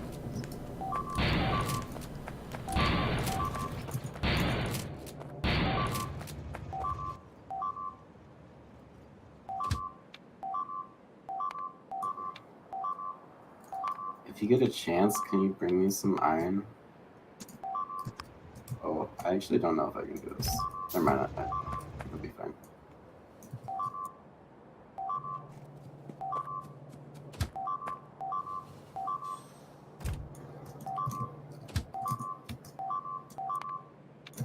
I don't know if I can do this. I have to go get some irons. So yeah, thank you.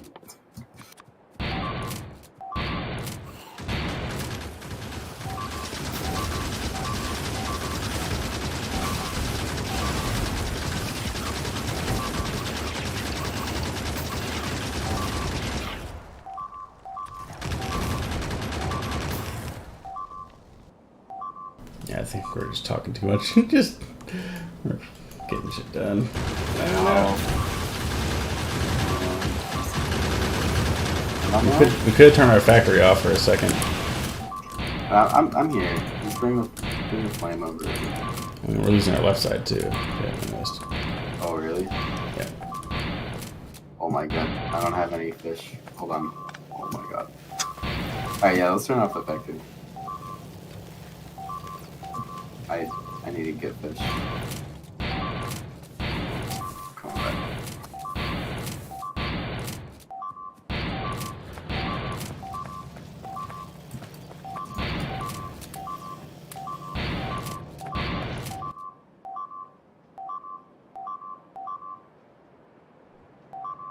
There are already bugs over here? Jesus Christ, dude. I'm gonna check on the left side real quick, just to see how bad it is. Did you turn off the factory? I did.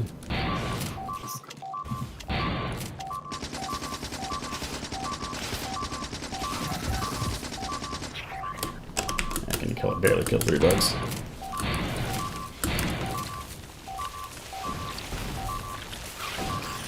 We should maybe make some poison nades.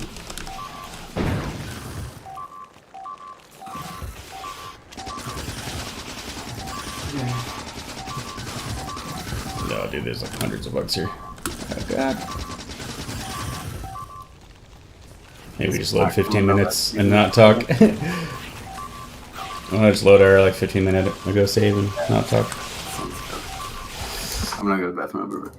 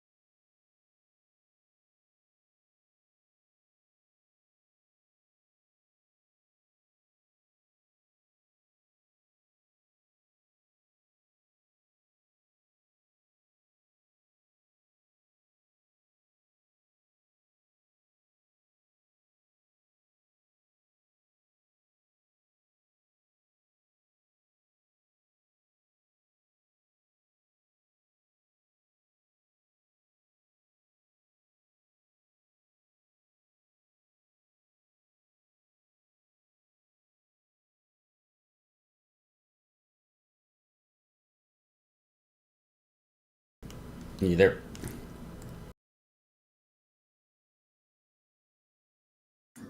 I'm back. Alright. I'm just gonna run pipes to at least the right wall. And then... Alright, I'll set up the flamethrowers. I have 11 on me, but there's also some in the box.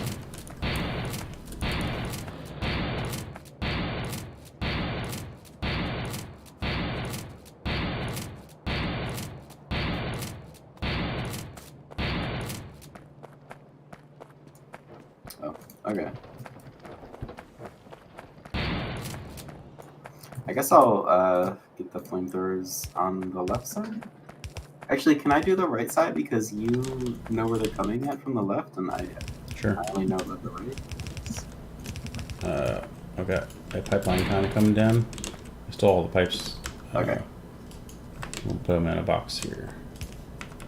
No, that's fine. I'm already building a bunch of pipes. Alright, I'm on my way. I'll put some Oh, in there you're just gonna anyways. pipe it straight down? You're not gonna use the trims? Well, I tried to set that up, didn't have time for it, so. Oh, okay.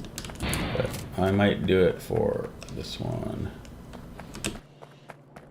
For the left side, I might do the drainage because it's so far, but you can probably hook up the right one. Alright.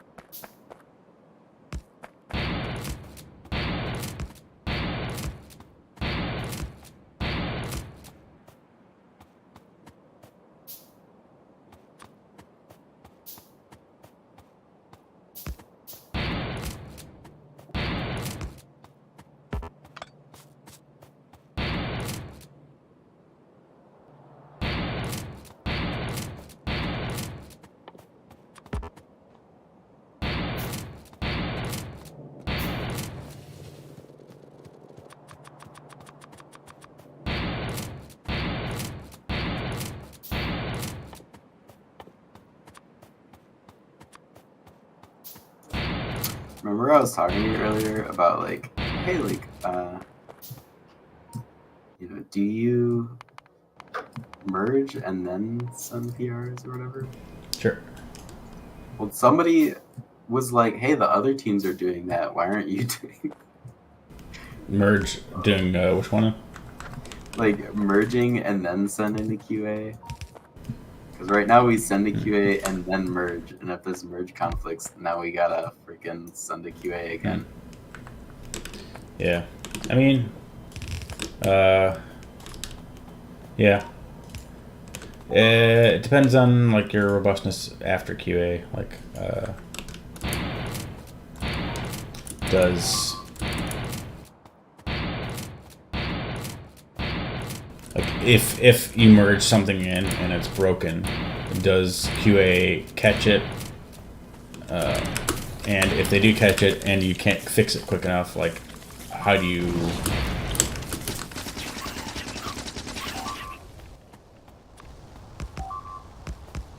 So they gotta like, there's buggy code in the system, and now like, Yeah, there's RQA, and then there's another end-to-end QA after RQs.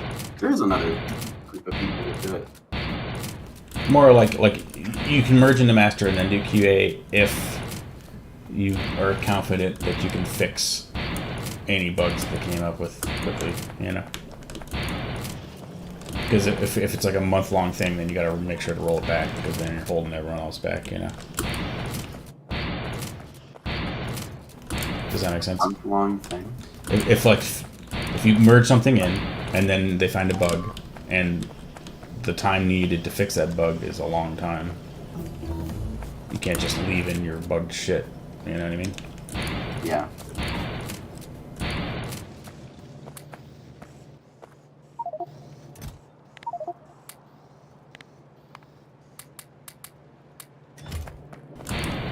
So, like, yeah, you have to be able to have confidence that you're not gonna just leave shitty setups in there for a long period of time.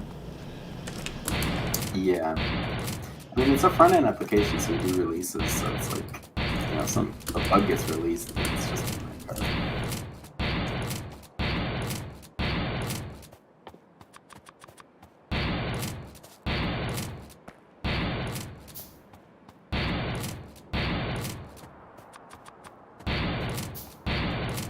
Things get nasty, I definitely gonna start using poisonous capsules, so maybe grab a few.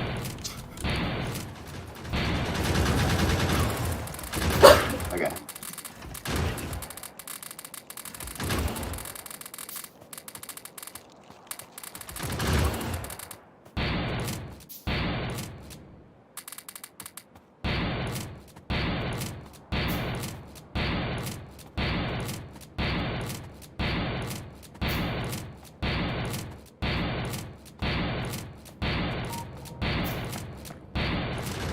Just for the catastrophic overrun.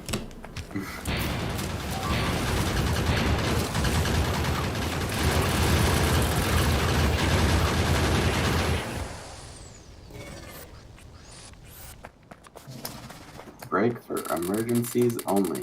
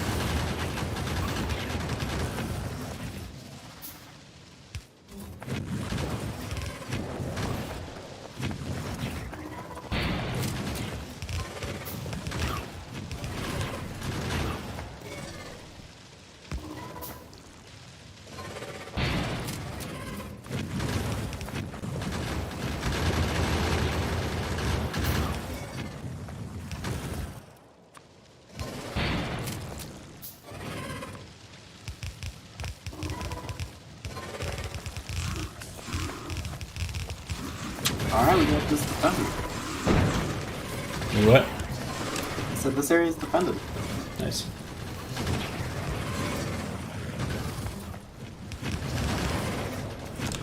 Can you bring some walls and help me close this off? This is pretty marshy.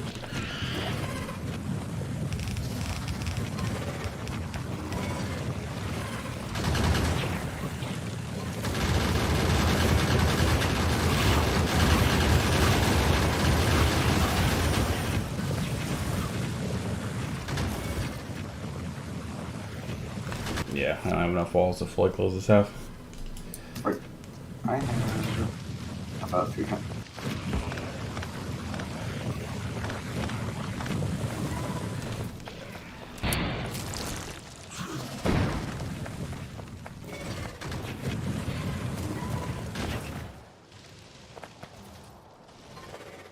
There you Oh, go. thank you.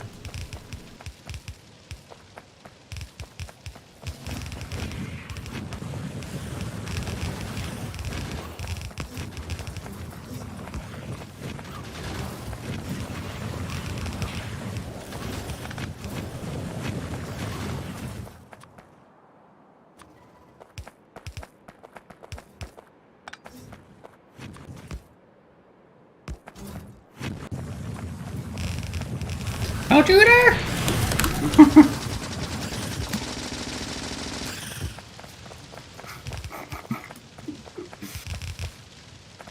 That was pretty silly. I'm just gonna go up here. Oh.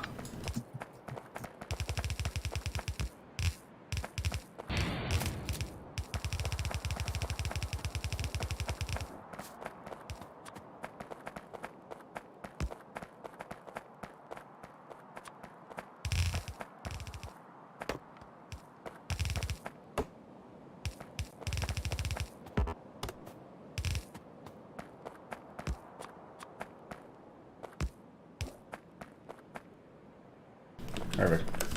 Alright. I go. Mm-hmm. I'm gonna finish the defense train. So right now I just have the oil train like directly going over there. Like, please drop off oil. Yeah.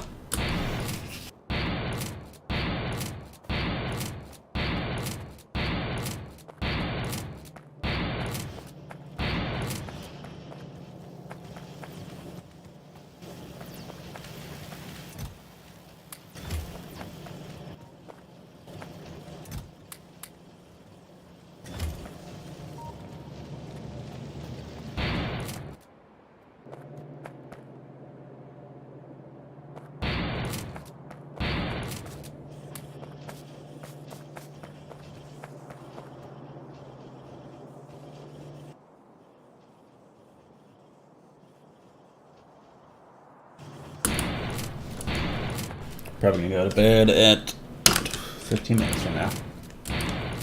Sounds good.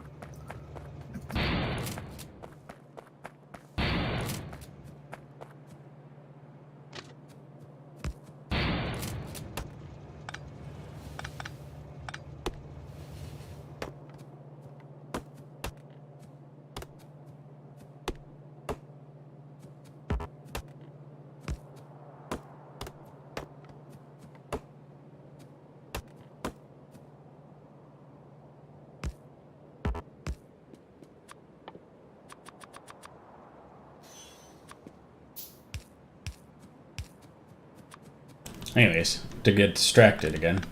Like I think it, like what you're saying is a definitely cool idea. I guess my thought was and concern was like it's in some ways like unsustainable. Like if you had like a dungeon with like 17 rooms, like you're gonna have 17 fights where like they're just ending fights that they have to choose if they like when they leave. It's like no, they're just gonna be exploring. There's gonna be some rooms, and there'll be some fights in there. You know what I mean? Like sometimes it makes sense to like have this crazy like unending setup, but like sometimes they're just exploring like a castle, or I don't know. Like if you're always limiting yourself to like having these unending fights, like it limits your story options in some sense often, but Yeah. I would think. I mean, that makes sense. And like not like you can't make a campaign like around that. Like I'm sure you can make like a really cool campaign that's just like a war style campaign where it makes sense that there's just always more dudes to fight. Yeah. But I don't think that like fits all campaigns.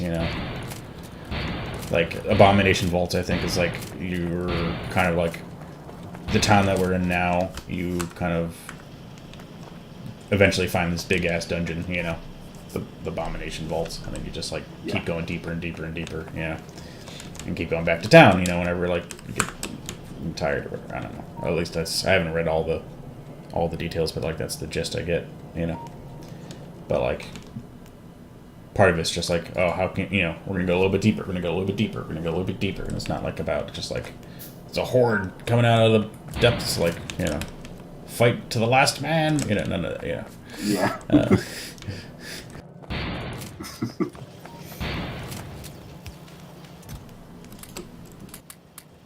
So yeah, that was my point. It's like there's just like some styles of like campaigns that it wouldn't necessarily completely jive. Not that you couldn't have like a decent amount of fights that like had some sort of like component like that, but like it'd be hard to make every single one like that, I think.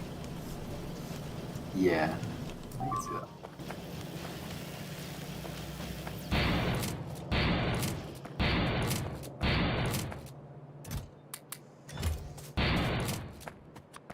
It's definitely like a situational solution instead of just like, oh, it always works. This is how you do it.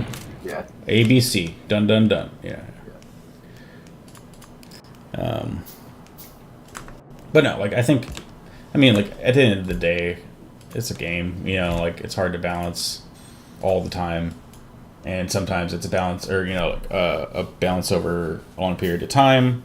Like resource, exhaustion, and sometimes it's a balance of like single fight, and like you just try to make it interesting. It doesn't always have to be like excruciatingly hard. Like Gloomhaven, like every single. Well, I mean, even then, like Gloomhaven, actually, like there's some that were easy and some that were hard. Within a game that's like actually even more so like very calibrated to be just like perfect difficulty every time. Yeah.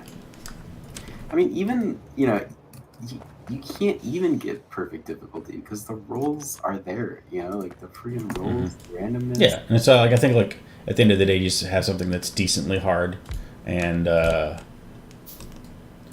and then but then also just like enjoyable like along the way. Like it doesn't always have to be hard to be like enjoyable. If that makes sense. Like excruciatingly hard. Like it can be like, that was a good tussle, and like along with like interesting story. Like a good tussle along with interesting story. I think like makes it interesting enough.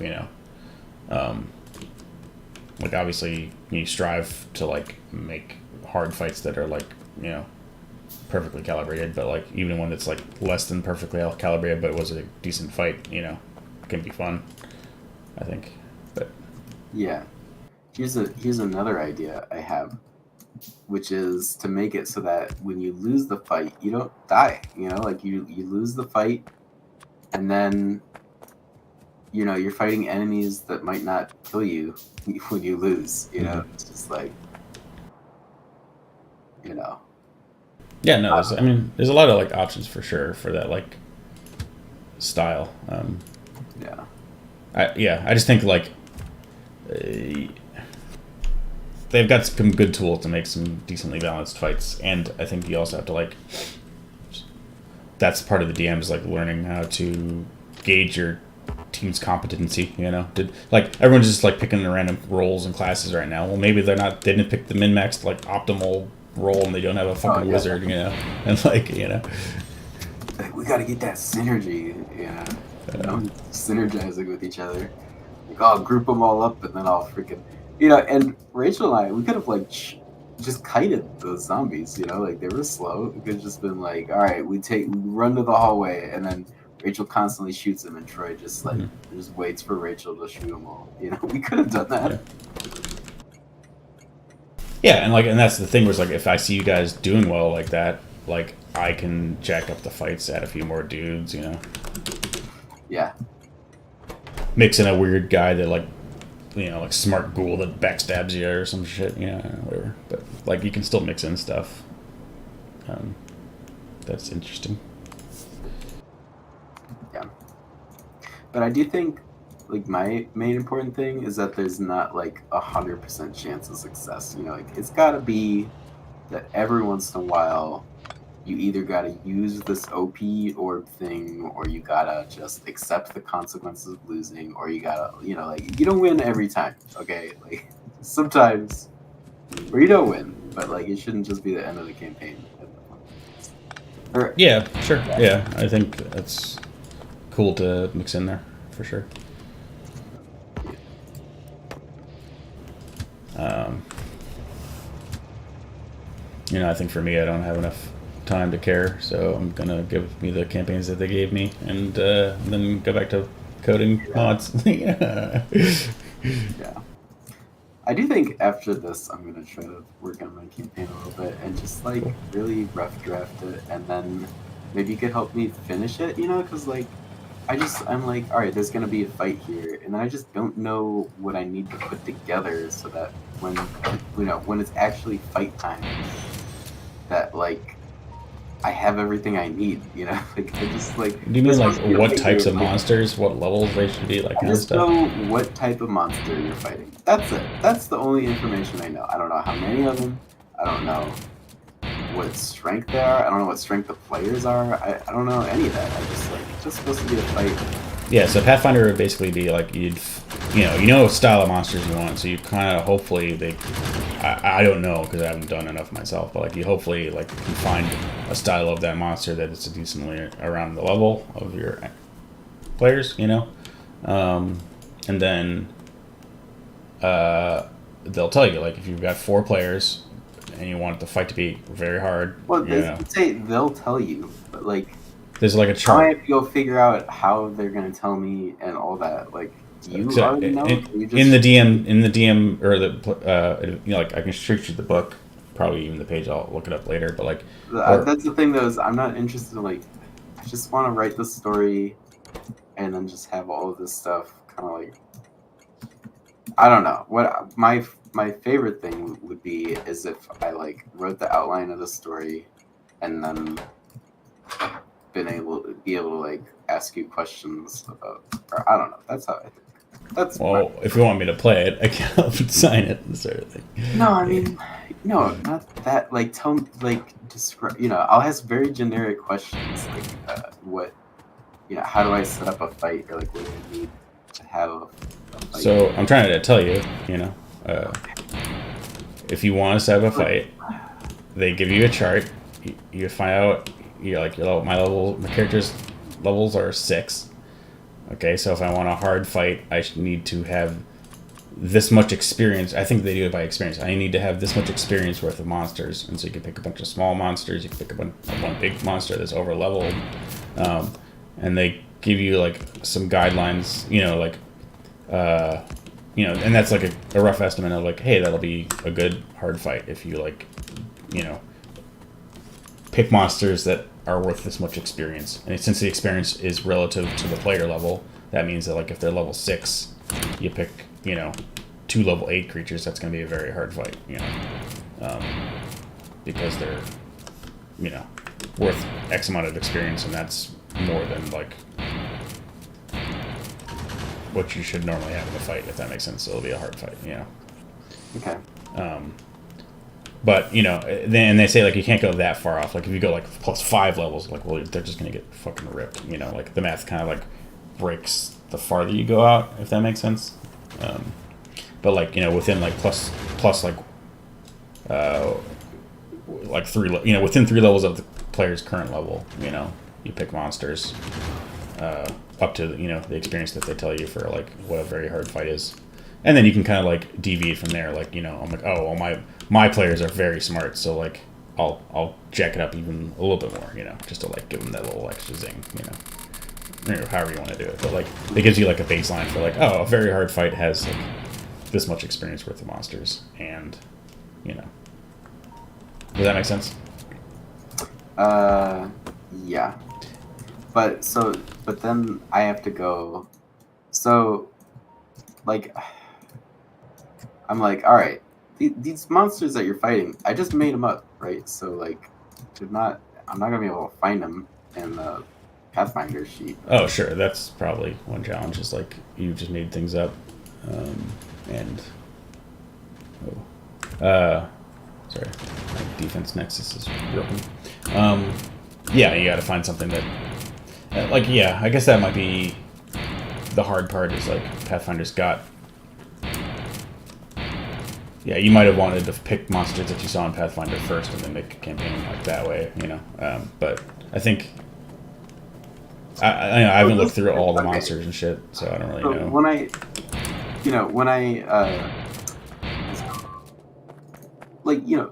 at one point I was analyzing like, hey, what do I like about like Stargate SG-1, or like what do I like about this or that, and one of them was like they have scenes that are based around discovery, where it's like these people are like discovering something. Mm-hmm. So I just wanted to have like this, like in Lost, like what was so great about Lost? The smoke monster was up there, like what the fuck is that? But like if you're like, oh, it's I don't know. It's like, well, that's a cool thing about Pathfinder is they encourage you, for example, like in that spider fight. Like if you just walk past the spider and snuck past him, like, you get experience. And like not everything's combat based. Like in D&D, like combat is how you get experience. Period. Yeah. And like you can have a DM that's just like, you guys level up, but like no, combat is where you get the experience. And Pathfinder, it's like no, like you like traps actually have level, and when you disarm them, they give you experience and stuff like that. And like I think they have some campaigns that are more social focused. Like I think they have like a politicsy campaign one, and I'm sure that they give you experience for getting past like discussion. Like if you go to like the courtroom and get your friend out, like you get experience. Like I'm sure of it. I haven't bought the campaign, but like yeah. So like you can definitely have more. I might watch some legal videos and. Well, yeah, but like you could like grab that campaign and it'd be like a lot more just like non-fighty things, and like a lot of these. Let me double check my defense is not being dumb. Okay, good.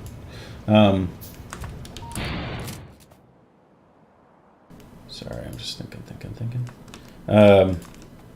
Yeah, so like you can definitely have like a whole phase where you're just not even fighting things, you're just exploring and just like discovering and just whatever, and then maybe level up or two, just like exploring stuff, and then you fight something, I don't know, but does that make sense? Yeah, I mean, I get where you were going with that, because I was talking about like discovery, and you're like, oh, like they don't even have to fight anything.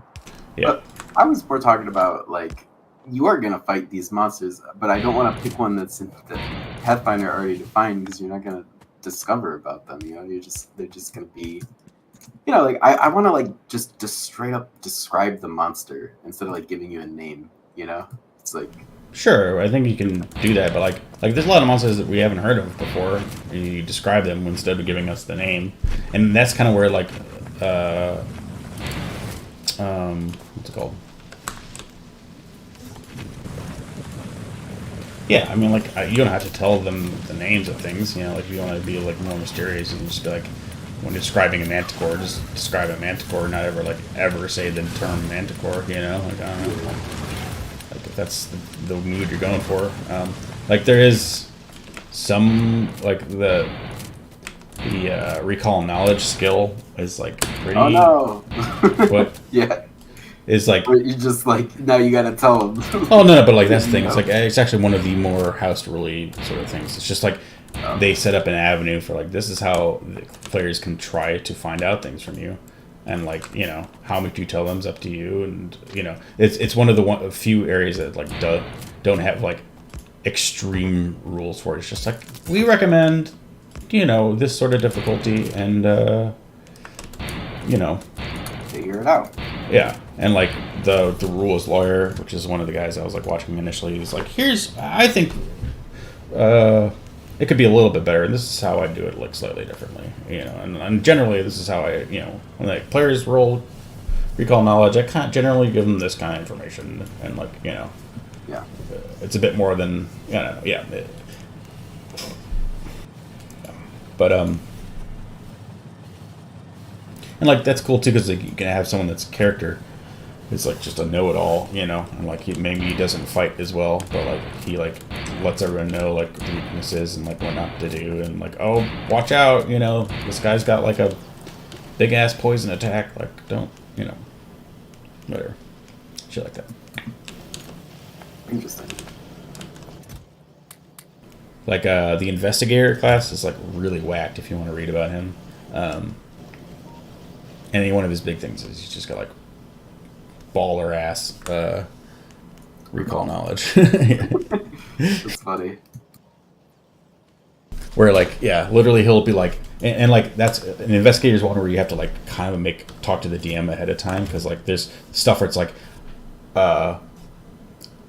like some skill that he has where it's just like mark it as a clue, like this is the trail, like mark a trail, like I'm starting a trail, like I see a footprint, you know, and then like on clues that are like, you know, related to that, you know, trail, he gets like pluses, and then if he finds the monster like that footprint was related to, he gets like pluses against the monster, and including like crazy ass like recall knowledge, and there's just like all this stuff, but like, you know, as a DM you gotta like be prepared to put, you know, I don't know.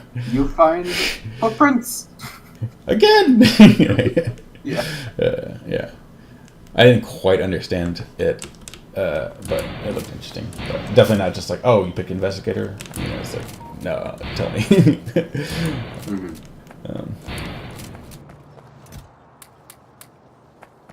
And like even to the fact where like he has got mechanics where like someone might be dumb, like actually dumb as a person, and he's got mechanics to like force story points out of the GM, in the sense of like recall knowledge forces like monster information generally, you know, but like this would be like for like I search and find, you know, the clue, or like he would be able to kind of like force out the puzzle that you guys solved, you know what I mean? Where like if you couldn't solve it yourself, like the character would have a mechanic for doing that, like similar to like you can't pick a trap yourself, but your character can, you know, and I can't figure this puzzle out, but my character can, you know, kind of thing. Yeah.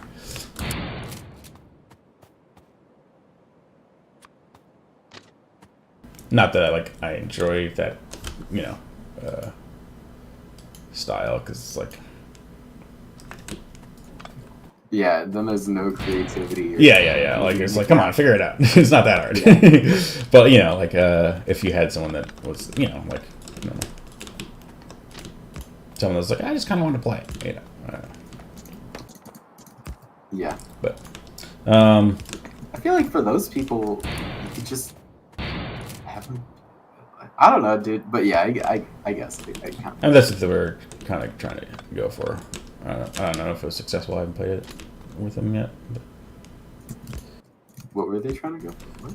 Or just like, just a super smart guy that's just like, you know, basically you're playing your Sherlock Holmes, and just like, he's like, watch out for the, you know, he just knows fucking everything and is able to like observe like really quickly, you know, aspects about the monsters, and, you know, always kind of like figures out the puzzles, and, you know. Yeah, so what would you do, like the traps, you know? Would you just, the DM would just straight up tell Sherlock Holmes, like, by the way, you know that this sets off a trap in the next room, like, what? Well,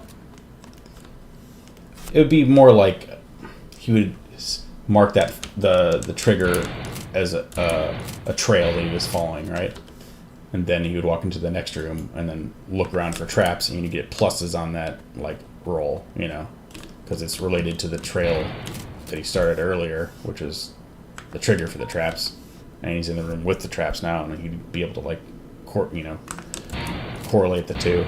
Like, oh, this is probably the room where the trap, you know, controls, or, you know, that kind of shit. Do we get pluses or something? So like you walk into the basically secret side room, right? That has the trigger, and you start like a trail there, you know. And you say like, I'm starting a clue trail here. I forget the term. They've got like some term for it. Like, I'm starting a clue trail. Whatever. Anyways, some term. And so you can only have like one or two of these active at any given point. And then, so now anything related to that kind of like line of, you know, investigation, he gets pluses to like learning, or, you know, perceiving more. Like, roll a perception check. Well, if it's related to like the thing that he's investigating, he gets pluses to that perception check. That kind of thing. So like you walk into the next room and you can roll a perception check and you get like pluses because it's related to like the investigation that he started earlier, which is like the trap trigger. Stuff like that. I'm gonna go from this wall. I gotta make personal flamethrowers soon.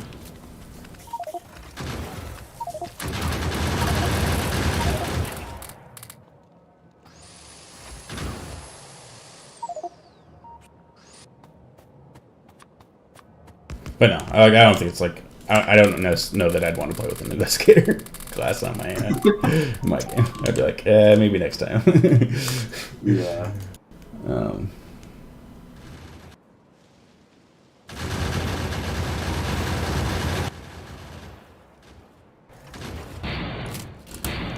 But like they're trying to like and like that character might be like really cool and like the politics one. I like the one that's got like a lot of politics in the storyline, but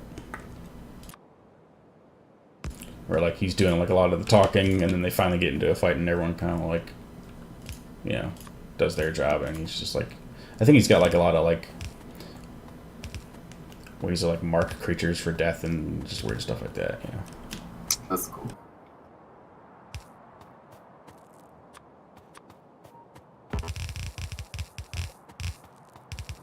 Anyways, all that to say, like, yeah, I think if you've got like specific monsters in mind, see what they have in the monster manuals, and see if you can like make it work. But like, you can always make your own too. That just takes effort and time, to like find out what stats are good for that. And I don't know. So like, I need a map layout, like just a list, a checklist, right? I need a map layout. I need the stats and abilities of the monsters. I need to know how many monsters. I think once you know the stats and abilities, like you're good to go. Because like once you know what monsters you want to place, like you're good to go for like how many. Because like the game will tell you this is how many you should place. Given its level and stuff. Okay. I mean, assuming that you didn't make the creature up yourself completely and then just assign like a horrible, make a dragon and assign it level 1, or like they've done a lot of work to make their monsters when they say they're like this level, that they're like actually that level's worth of difficulty. You know what I mean? Mm-hmm. So like if you made your own monster,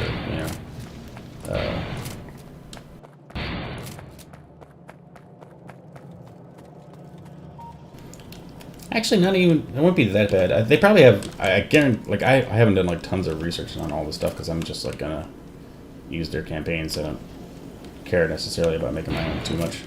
But like I bet you they have a monster maker sort of mode where it's like, here's because like you get +1 to almost everything every single time you level. So if you wanted to make a monster that was smart, you might give them like high will resistance, like low fortitude resistance, right? Sort of thing. And so you just be like, oh, only like +1 fortitude, but he gets like +6 will, right?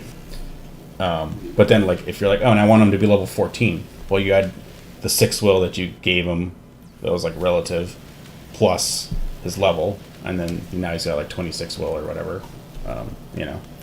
But like the level you picked automatically kind of like scales him up to be as hard as he needs to be, if that makes sense. Like his AC is going to be his level plus, oh, does he have heavy armor or does he have light armor? So like his level plus 1 to 5, depending on how heavy armor you pick. If that makes sense. I don't know. Okay. Well, but like it is like a lot harder. Like it's not like easy to make your own campaign. I don't think. Like even maps alone, like that's fucking hard. You can probably pick like a lot of pre-made maps, but you're gonna have to like look at the maps that they gave you and be like, I guess I can do this one, and then make it work with like that map layout that they gave you, Unless you wanted to like again get into like dungeon draw and like actually make all your maps from scratch, complete layouts. But like, it's just like, how much time do you want to spend into it? Like, you can spend a lot of time. Like, if you enjoy it, that's cool. A lot of people do. But it's not like, I don't think there's like any way to just snap your fingers.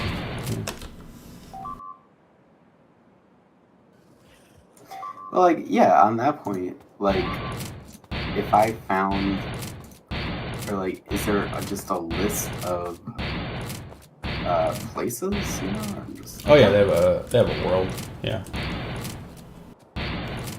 Yeah, they have a map with world, and they're like, this is like where the undead live. This is where the, world scar is from when the druids died, or I don't know, shit like that. I guess. I was saying where, like, I guess the layout of the fight, or like the places that you walk around in. Do they have that? I'm just saying, so there's probably like a list of those somewhere, and I'm saying that maybe you could show me where that list is, just so I can, like, I don't want to, so I don't have to like make them myself. I can just pick something out there and then like have the story be around that instead of having to make it A list of layouts, or like little. Yeah, because I said map, and then you thought it, understandably thought it was a map, but I mean like a map that's not like a normal map, but is just where you would fight and stuff.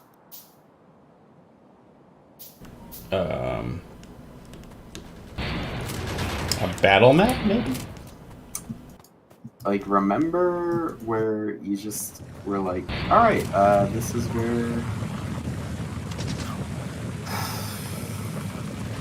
you guys have to go around, and you're in a tavern.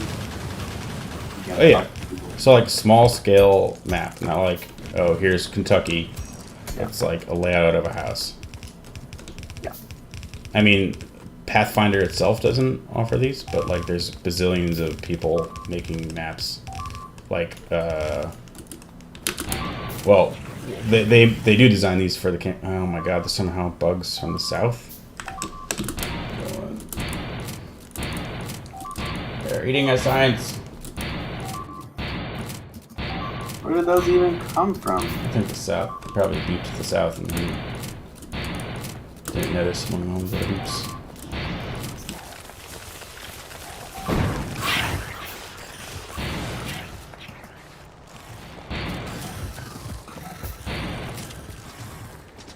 Really got those poison grenades. Plug this up. Like, so Pathfinder makes pre-made campaigns, and so for those they're going to give you maps, right? And both big maps and small maps, right? Like the room maps. But they don't just have like thousands of room battle maps just for just with no purpose, if that makes sense. Like, they make campaigns and they've got maps for those, but there's none that are just like, here's 1,000 just like maps that we don't know what you're gonna use them for, but here you go, but people make those all the time on like Patreons and stuff. So like Forgotten Adventures or something like that is like one I subscribe to that has like those tokens. I bought a bunch of their tokens, and I bought a bunch of their maps. Like, one of them's like a cool gem. Like, for example, let's say you ran into, you're on a trail, and then some people ambushed you. Just want to have like a trail, fight, and ambush. Yeah, so this is where the community comes in. Like, Pathfinder's not going to provide that to you, right? Like, the least amount of effort possible to get just a play area. Yeah. One second. Bugs. Yeah, that's going to be more community driven. Like, Pathfinder's not going to just give you thousands of maps like that, but the community has lots of battle maps, just like they've made over the years. Here's a forest clearing, here's a volcano, here's a graveyard, shit like that. Does that make sense? Yeah. But you still have to like look. I'll show you the site I'm thinking of. That's like the big one that I bought a decent amount of stuff from. But you still have to like just go with what they gave you, sort of thing. If that makes sense. Yeah. Mm-hmm. Oh, the graveyard's this big and it's long shaped. Like, okay, I guess we're going with that. Yeah. Yeah.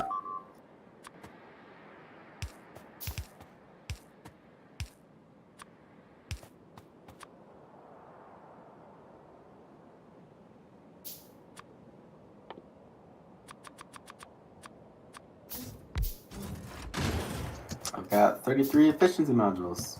Killer.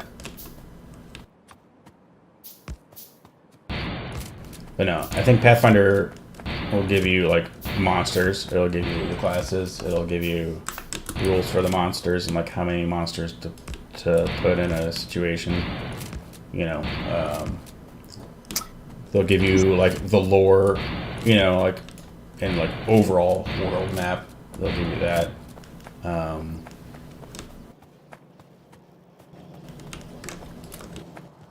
But yeah, they'll give you the stories with pre-made maps.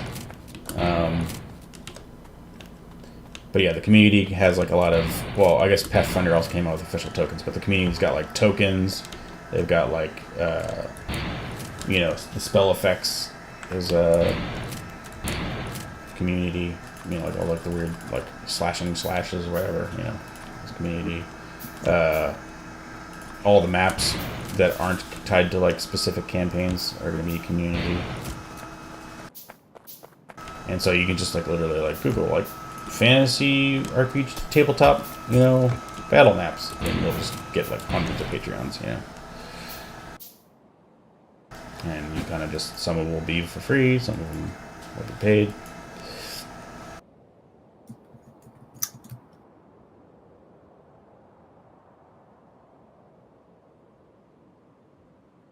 Wasn't there like some tool where like you'd pay and then you'd get a bunch of resources or whatever? Yeah, you did. Yeah, I bought a bunch of those. Dungeon Draw, I mentioned, is a app where you can like draw just like lines and like the lines of your dungeon, and it'll like fill it in with like prettiness, and like you can go pretty ham with it. So it's kind of like Photoshop for D&D,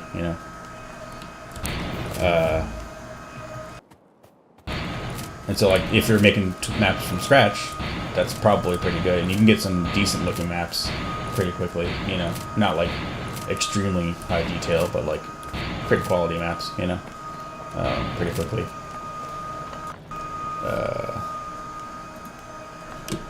Yeah. Yeah, I think what might be best is if I, like, just, get put together the outline of the campaign or whatever, and then just have a day where we're doing it together, or I'm like, all right, now I need, this, that, and that, and be like, well, I'd probably do this or that. Oh, sure, yeah. Just like if I was doing it, I would do this sort of thing. Yeah. I mean, I'll paste you. I mean, I think I made some posts even in the Pathfinder channel of like D&D GM resources, I think. So it's like lists, it's going to be the tools that I told you about. It's going to be... Yeah.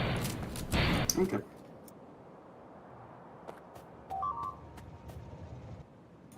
Oh my goodness, I've just drained everything out of that fluid wagon instantly.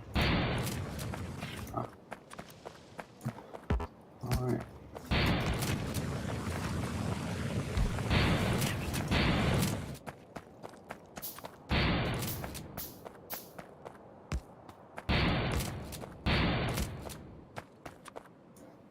Oh my gosh. I gotta make explosives. We're freaking so far behind.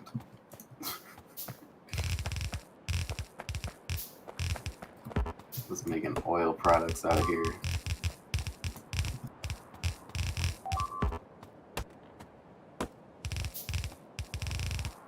This might be where we want to like slow down research because, like, for example, we're researching things that we can't even make yet, so we're paying the pollution cost for it without even getting the perks. If that makes sense. Yeah, that's so true. So what do you think?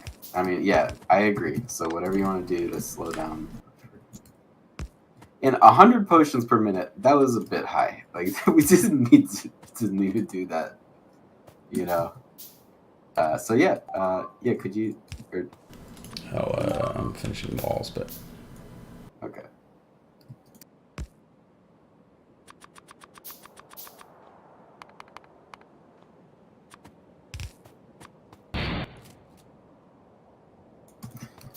So I guess, yeah. How might I do that? Just stop all of the things. you could limit how many sciences they're pulling. You know. Yeah. Okay. Oh my gosh. Should just let Send the potions will back up, and then you're good. Yeah.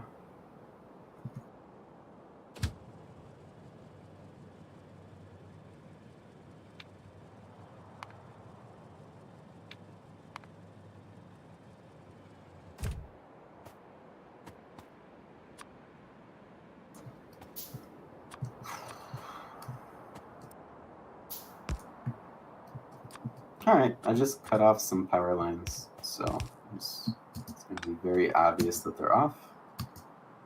And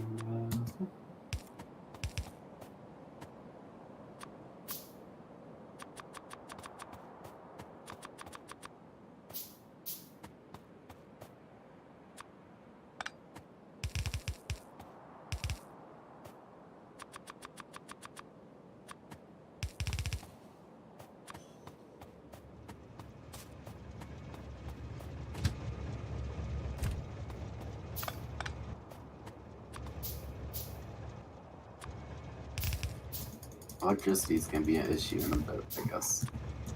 Or so earlier I expanded the electricity, but we haven't even any solar panels yet. But I don't know if it's the worst thing. I don't know. Yeah, I think it's like. I think what happens with two players is just like you kind of go in more phases. Like this is a solar phase era, solar panel era, you know. We're just like focusing completely on that thing instead of like when you're playing with more people, it's like everything's in parallel.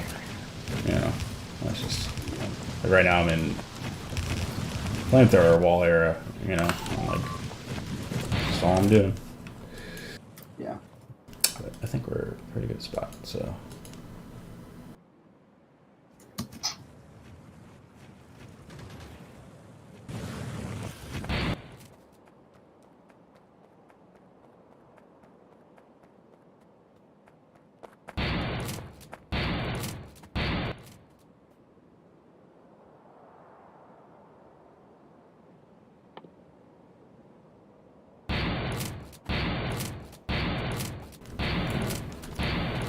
Let's take some notes because I'm gonna go to bed soon. Okay.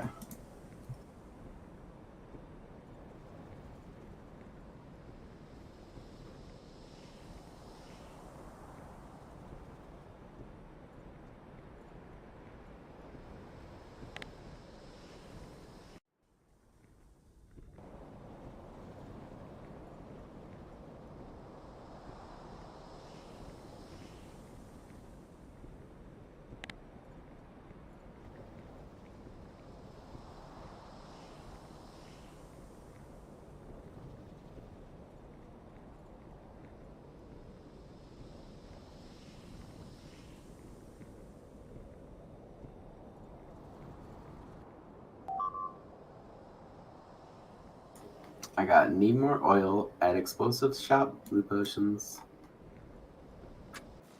That's pretty much it.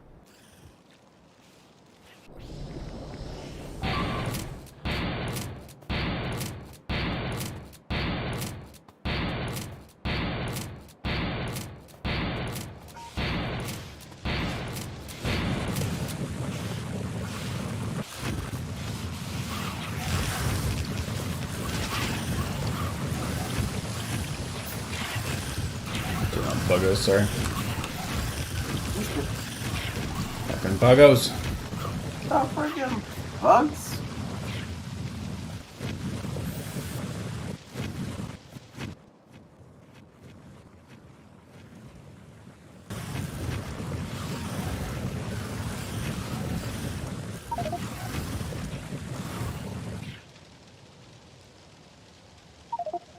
Yeah, 35% time, 46% pollution, 20% spawner kills. Which didn't we kill a lot of spawners? I guess we did earlier. Yeah, I think just gotta hunker down. Oh no. Speaking of hunkering. Hold there. Oh snap.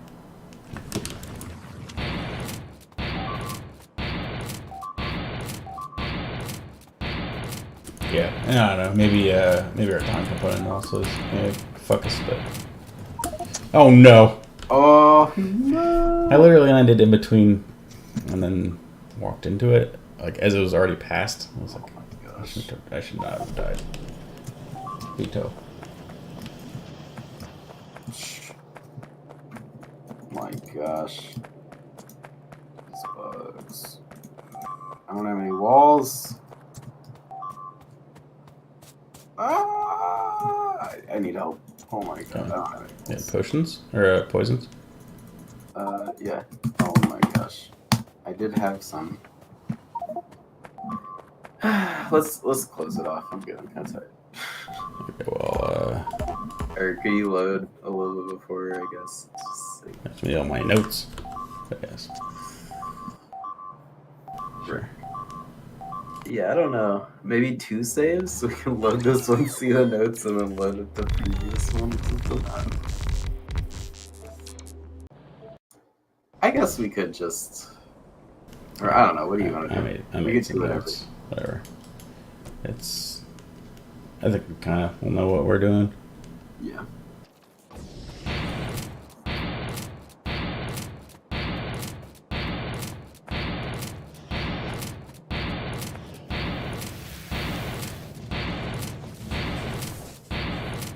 Yeah, it's almost like we don't need to like out tech,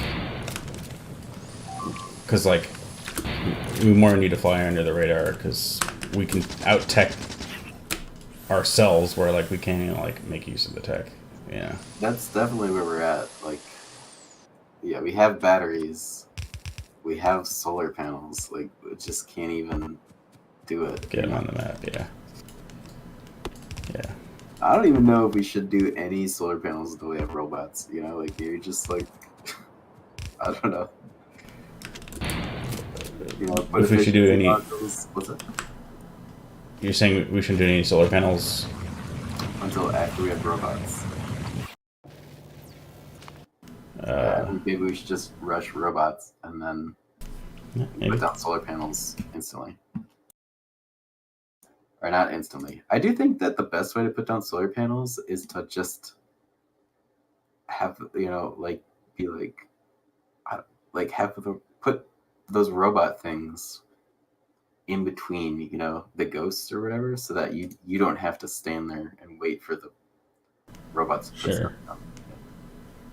But I do think that we should just rush robots. Like we can get blue potions and just